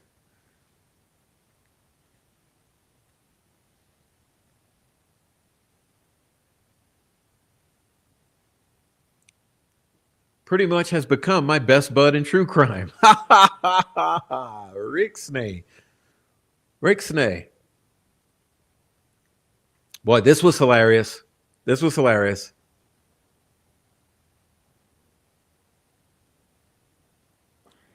Because you guys, your skulls are so thick that to get anything through your skulls is an absolute feat, incredible feat.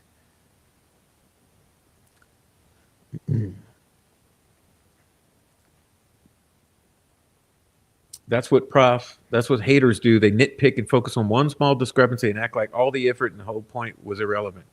Yes.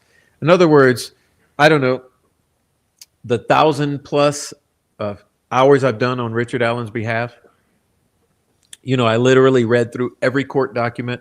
I read through the entire Frank's memorandum with commentary. I've gone through absolutely everything thoroughly. I showed how Brian Harshman conflated and twisted all the confessions and the da. I don't know, 500 fucking live streams. I can't even tell you how many at this point. Okay.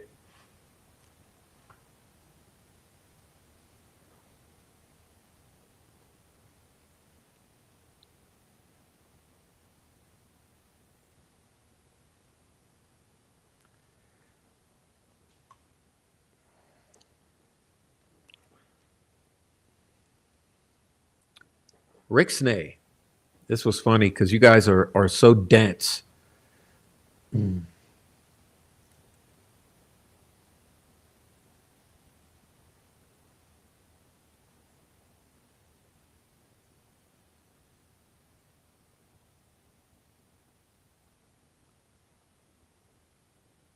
All right.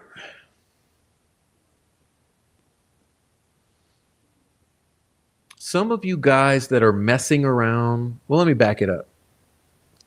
He says, I've done a lot of self reflecting, and I realized that, like I said, none of this stuff with the appellate process should have been any of our business anyway, to begin with. Some of you guys that are messing around with this stuff, okay, caused some issues before when you did that. You know what I mean? I love you guys, but you know that there were issues, okay? So we don't have any part in this right now. Our part is not in the legal process. Our parts is now we are salesmen and we are advertising execs. And as I say, entertainers and clowns. We have to spread the word, get people to understand what happened here. Okay. That's what he said. Oh, 2024. See below. What did Prof? Wait, hold on.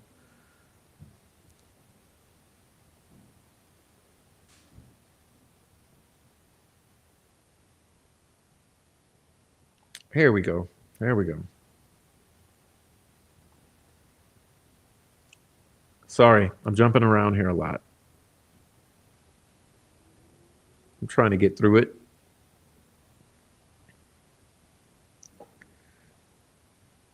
"2024, the murder sheet, and Tobar." Well, let's talk. Let's talk because I like to be specific. So here's how we be specific. December of 2023 to September of 2024. I'll say it again. December of 2023 to September of 2024. The murder sheet in Tobar took a look at this due process gang.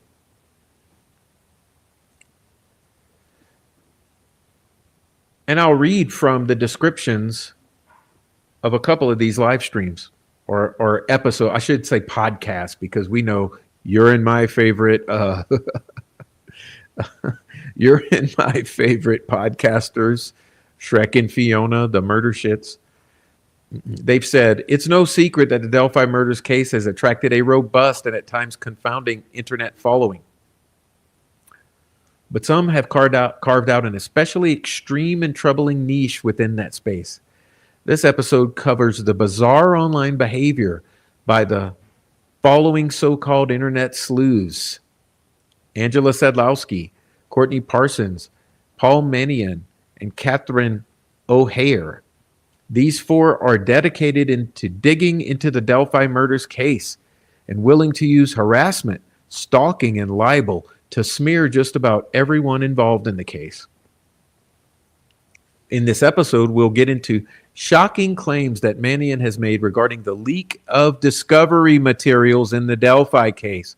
Shocking claims that Manion has made regarding the leak of discovery materials in the case.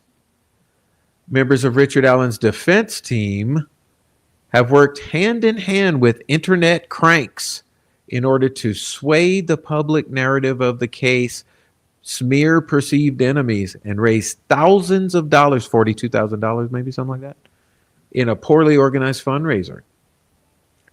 We've spent weeks looking through a Twitter private message group consisting of Allen's appellate attorney, Carol Weinicke, attorney for Brad Rozzi and Andrew Bowen, Michael Osbrook, Illinois attorney Bob Mata of the Defense Diaries, licensed clinical social worker associate and internet crank Angela Sadlowski, dog food company employee and internet crank Courtney Parsons, and social media crank Nicole Miller. Today, we'll talk to the owner of the channel, Paul Manion. He'll get into his concerns about the internet culture around the case, the pipeline between the defense team and the web, and why he is taking a stand and speaking out. And then there's another episode that says, in this episode, listeners will learn more about how professional attorneys whipped obvious cranks into a frenzy. What went wrong with the fundraiser for Allen's trial experts, where that money is still under question, by the way? What this group really thinks of victim Liberty German's family, and how Mata, Sedlowski, Parsons, and Miller frequently derided Judge Francis Gall as a bitch. Another episode, listeners will learn more about accusations that Mata and Sedlowski made about us bullying Baldwin, why Weinecke wants to entrust personal information about prospective jurors to so-called internet sleuths, and the defense's possible strategy for getting a mistrial. Another episode, today we'll talk to the owner of a channel, Paul Manion. He'll get into his concerns about internet culture around the case, the pipeline between the defense team and the web, and why he's taking a stand and speaking out. Then another one, today we will delve into the relationship between Richard Allen's defense investigator, Matthew Hoffman, and internet cranks. Specifically, we unpack communications from Discord in which Angela Sedlowski and Courtney Parsons discuss meeting with Hoffman in November 2023. Angela Sedlowski and Courtney Parsons discuss meeting with Hoffman in November 2023 and getting information on phone pings around the crime scene, as well as identifying information about at least one person whose phone pinged there. Now, I hate to be the bearer of bad news, but that's what we call, ladies and gentlemen, causing some issues before when you did that, Angela.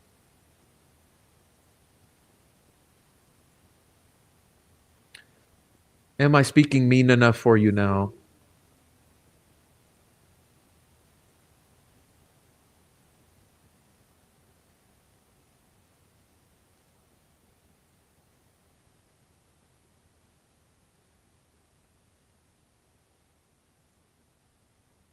Okay.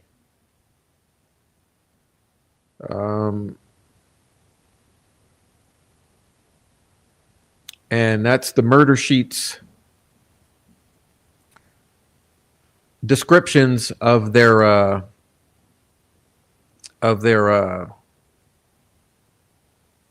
episodes in which they covered all of that. And like I said, that was one was in December of 2023, and then Murder Sheet did 3 in the summer of 24, and then Tobar on the domain channel did 2 videos, I believe. All right. But it was funny because as Rick was saying all this, there were some clueless, thick-skulled people in the chat not understanding what he was saying. Preach, Rick. Amen, Rick. Rick, I love you, Rick. I'm your number one fan, Rick.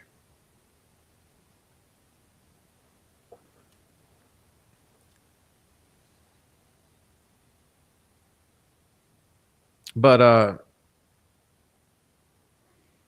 apparently what they failed to realize is that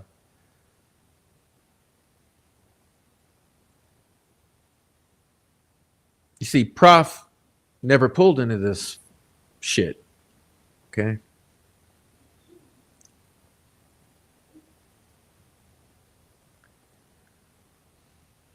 But it's funny because that very morning I had posted this. So we're going to doxing harassment? Okay, let's burn it all down. Well, you know, morning for me is 1 p.m. Okay. And I posted this. Okay, look familiar?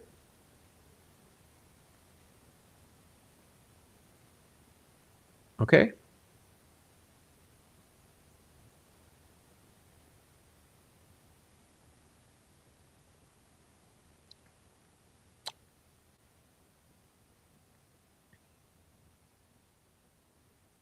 Only hours later, Rick posted this. See?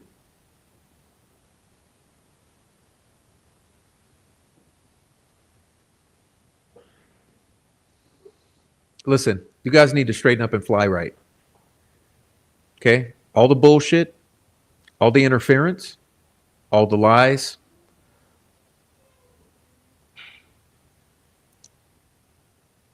Hey man, this is a murder of two little girls, and it's the whole life of two adults now, Rick and Kathy Allen. Stop your shit.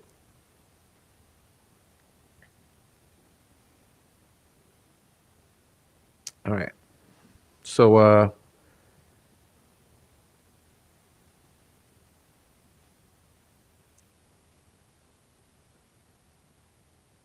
that's kind of it, but I want to bring you back to this because like I like coming full circle, and like I started with this.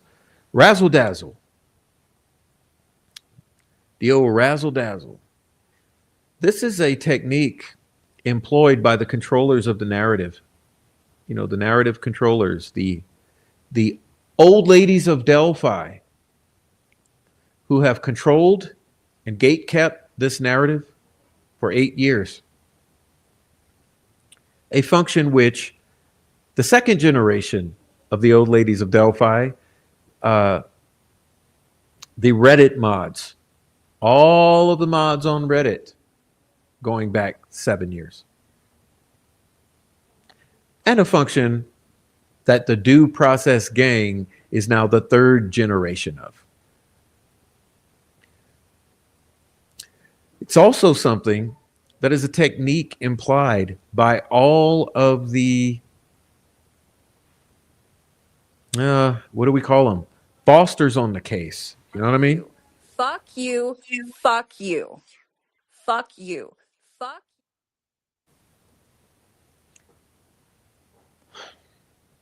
Razzle-dazzle.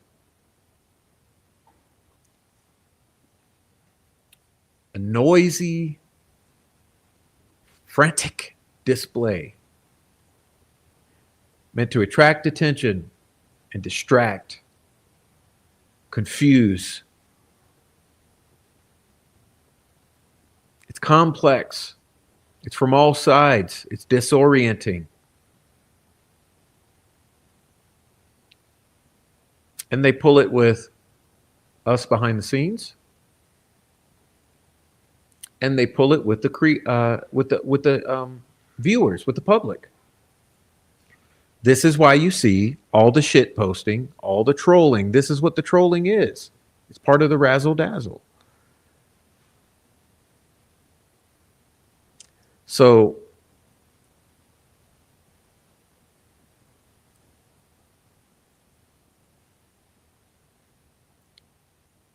anyway, that brings an end to my presentation for tonight, the things I wanted to talk about.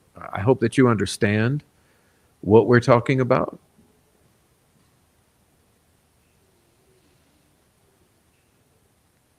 Like I said, instead of all the razzle-dazzle, instead of all the noise making, the threat, intimidation, doxing, why don't we just do tell the truth with receipts?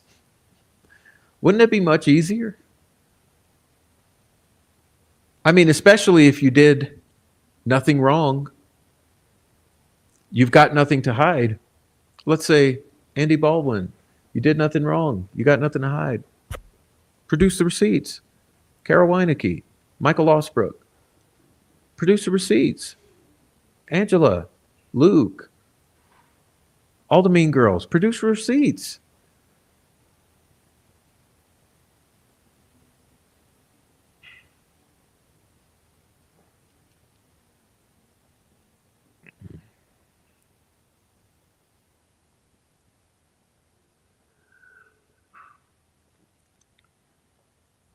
The fact that we have Troll Farm 1.0, Troll Farm 2.0,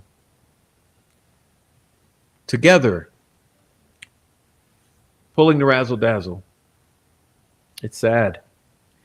It's a sad situation. All of this over the murder of two little girls. When the hell would this ever be necessary?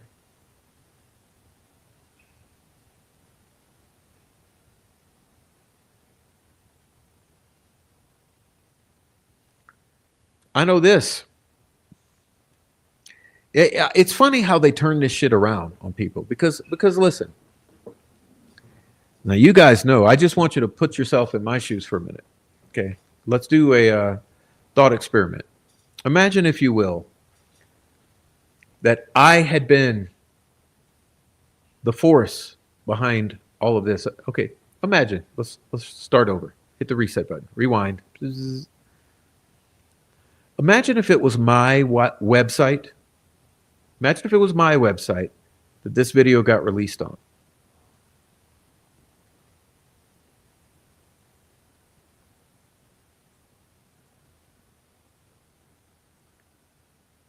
Imagine the heat, the pressure, the condemnation, the questions, the finger pointing, the screaming and yelling, the making of a non person, the demanding for truth and transparency.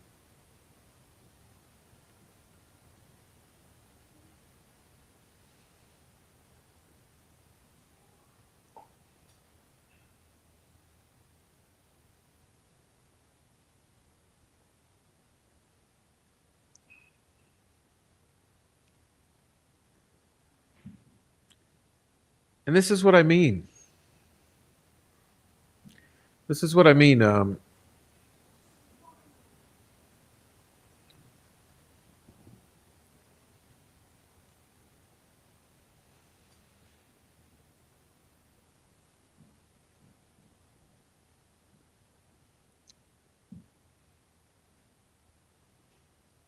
bothersome part to me is that you've got a single group of individuals. Let me put it this way, because it's hard to speak. You know, I'll put it this way. You've got a small group, a handful of individuals at the center of this, at the core of it all. You've got the due process gang at the core of it all.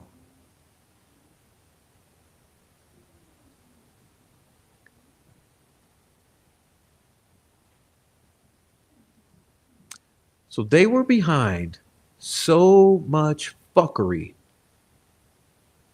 in 2024. Like I said,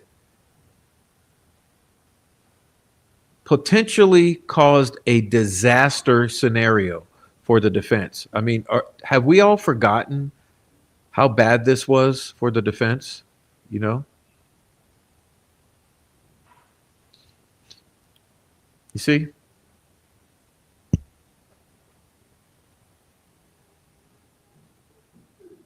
Are we looking at the same thing or am I goofing? Oh, I'm goofing up. Let's see. Oh, come on. There we go. Remember, this right here in 2024 was a disaster scenario for the defense.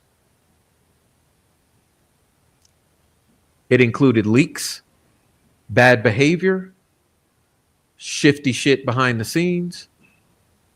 It was a really bad look for the defense. A near disaster.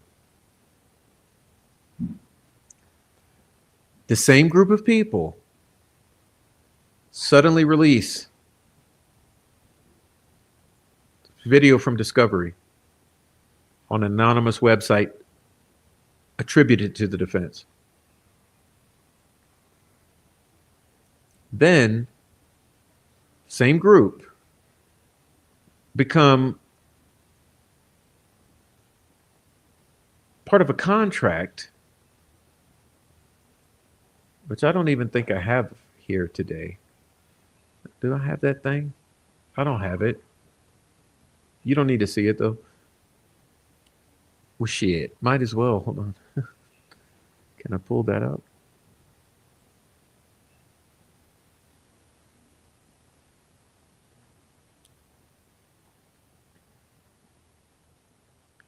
Yeah, I'll show it. Okay, I'll show it. Let's do the screen share again. Okay. Kara Weinecke, Michael Osbrook. Okay.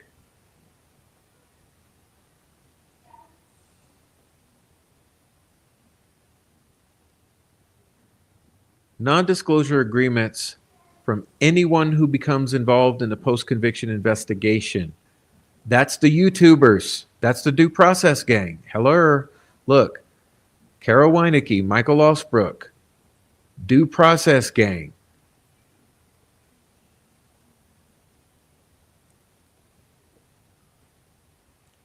Okay? Why all the interference? It's too much. It's too much.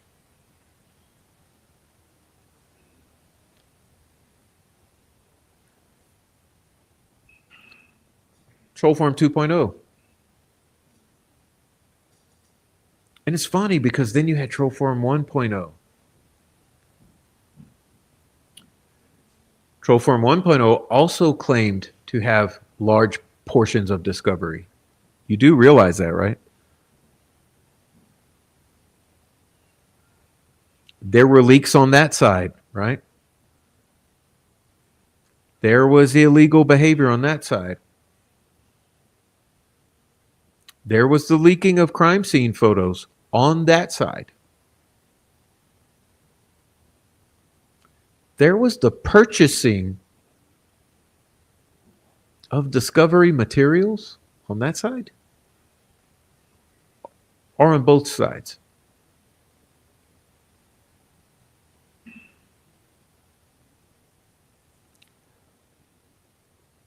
Essentially, what it comes down to, ladies and gentlemen, is narrative control.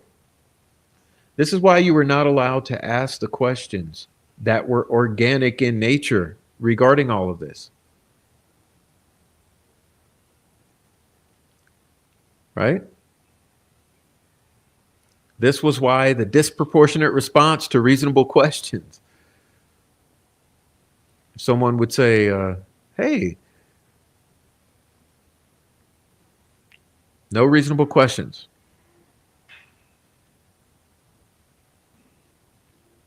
And that's why the rollout of all of this was very important to have control of in the early days, in the first day, the second day, because that ironclad grip on the rollout of this, you were able to establish the narrative immediately.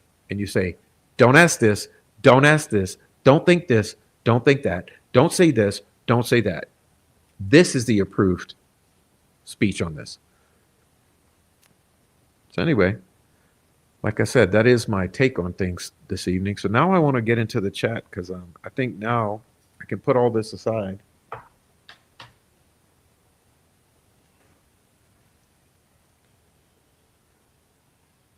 So what I want to do is say hello to the chat. All right.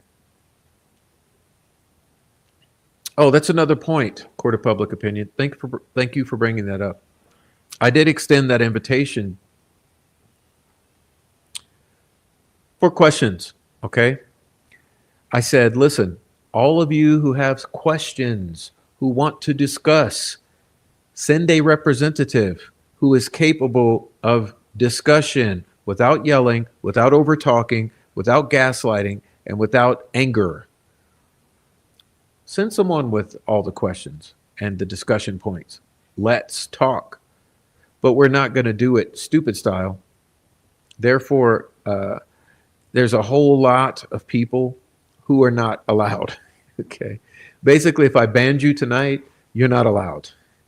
Or if I banned you in the past. But surely there's someone who could come on over and discuss, like sensible human beings, their concerns. And the invitation remains open.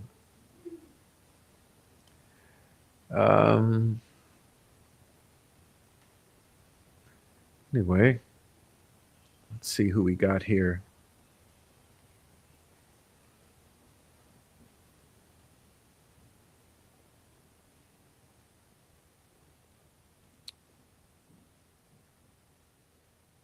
Oh, I see. Just a bunch of nothing. You guys are just chatting.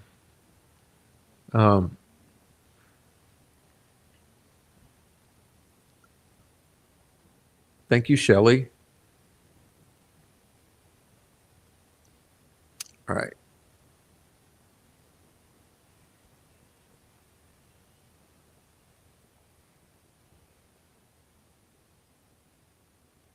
Just looking at some of these chats.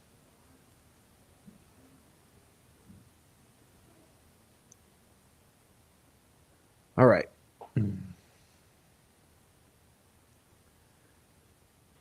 I can't unhide until I go with, well, let me see. Okay, maybe I can I do that now? Let's see. Ooh. Give me a moment. Let's see if I can go take care of this. Should I do it in real time? That'd be pretty interesting. Okay.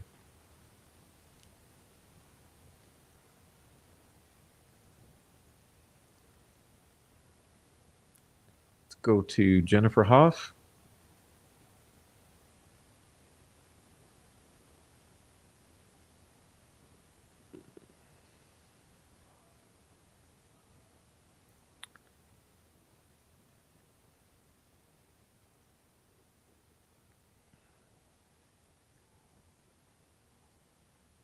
Oh my gosh.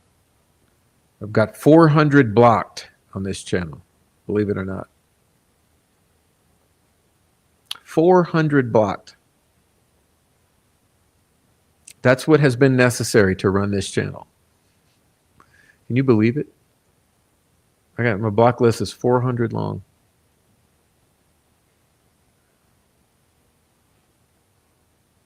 Yeah, well, good luck finding Jennifer Hoff in this list. It might take me a minute.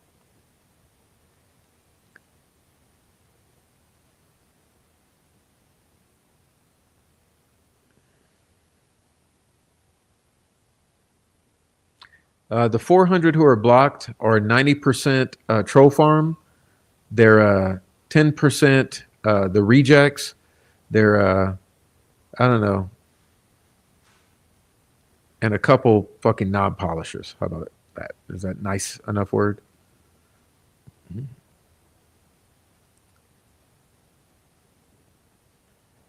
All right. Yeah, I can't find Jennifer.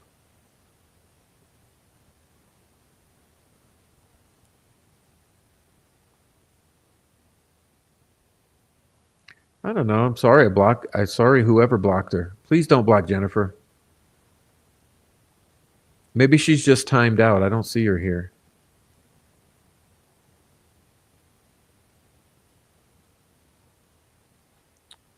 No, it shouldn't have. I shouldn't have 400 people on this list, or not people. Let's be real here. It's probably 300 people because at least 100 of them are all the same account. Okay. All right.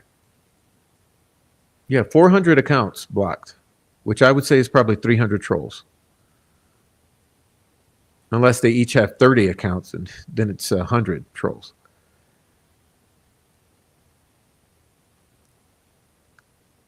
$52 are my accounts. Not happy with that, Charles. Okay. Thank you, Goose's Gammy.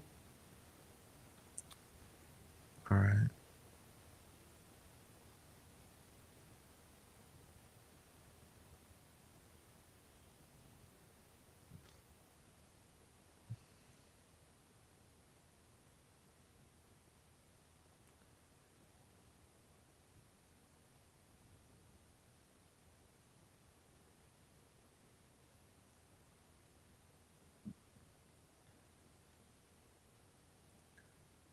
All right. Yes, we're all sucked into it, but let me see. I just want to go on and just talk to the chat for 5 minutes before we get out of here.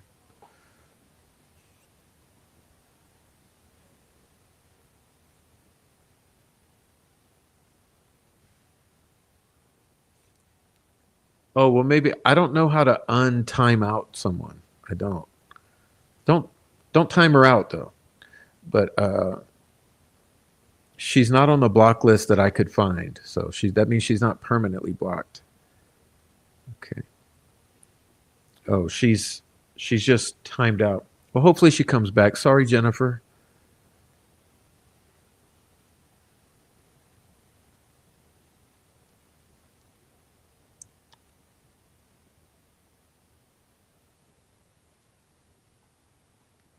All right.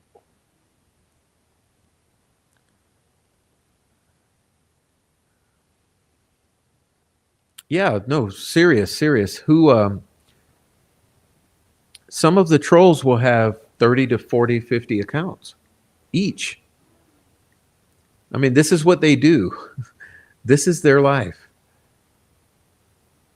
Um,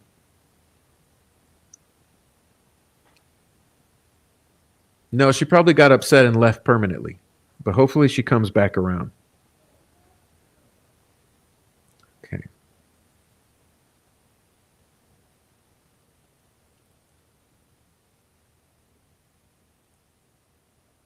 All right. So that's about all I got for y'all. I'm not really. Yeah, I know. You guys can play question and answer.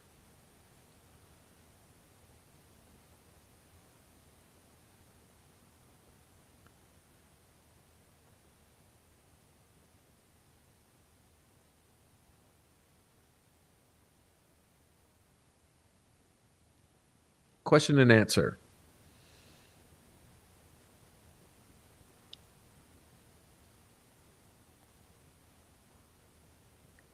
I don't chat because I'm always watching on my TV. Thank you for all you do, Prof. Well, thank you for coming in and saying that, critical mediator.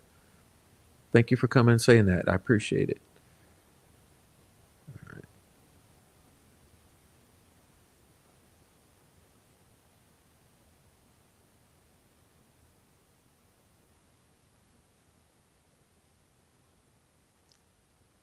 Yeah, but like I said, the whole thing with this, like I said, you guys ask some questions if you have questions down below.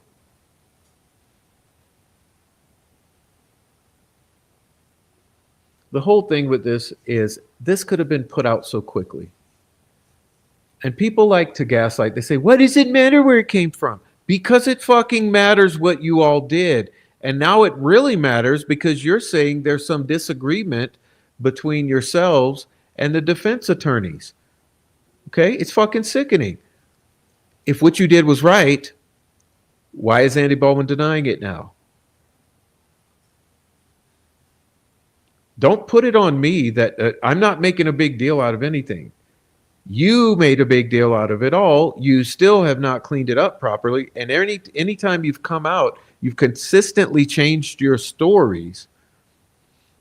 And the recent statements you've given, they don't even add up. There are too many holes in the story.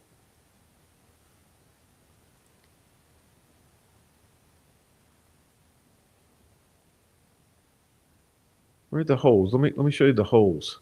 Because I've shown it. I'll show it again though. Andy Bowen said it was okay to release it, so Angela got it, period. That's a hole. There's a hole there.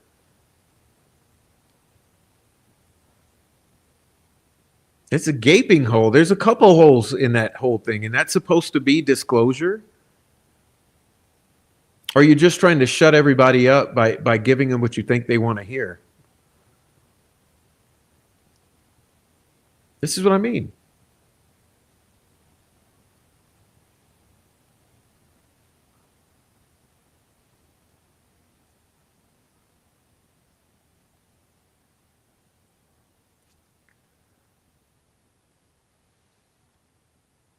All right, let me put it this way. Any questions about this subject before we move on? That's first. All right. If there are no questions, that's sensible as well, because I mean, Jesus, how could there be questions, you know?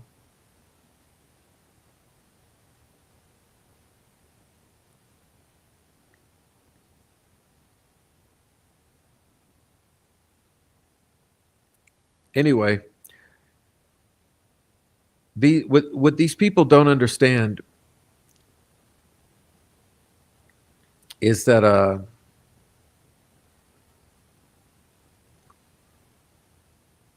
every day you allow this to continue, every day you allow it to continue, then you ensure that I will continue.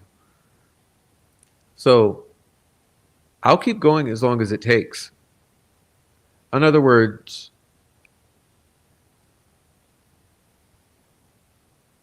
could I explain again from the beginning? Yeah, nice try.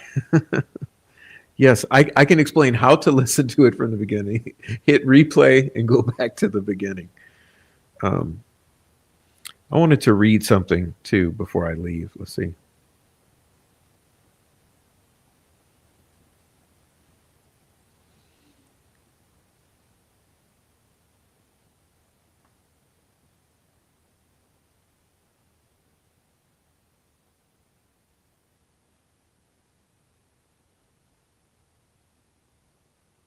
Oh, that's actual good question. Pink Quartz 1111 1111. What's the date or time frame this all began with the website? January, February? No. Depends on what you're talking about. You got to go back to October for the creation of the website. Okay. Back in October. Then you go to March with this video release. Okay.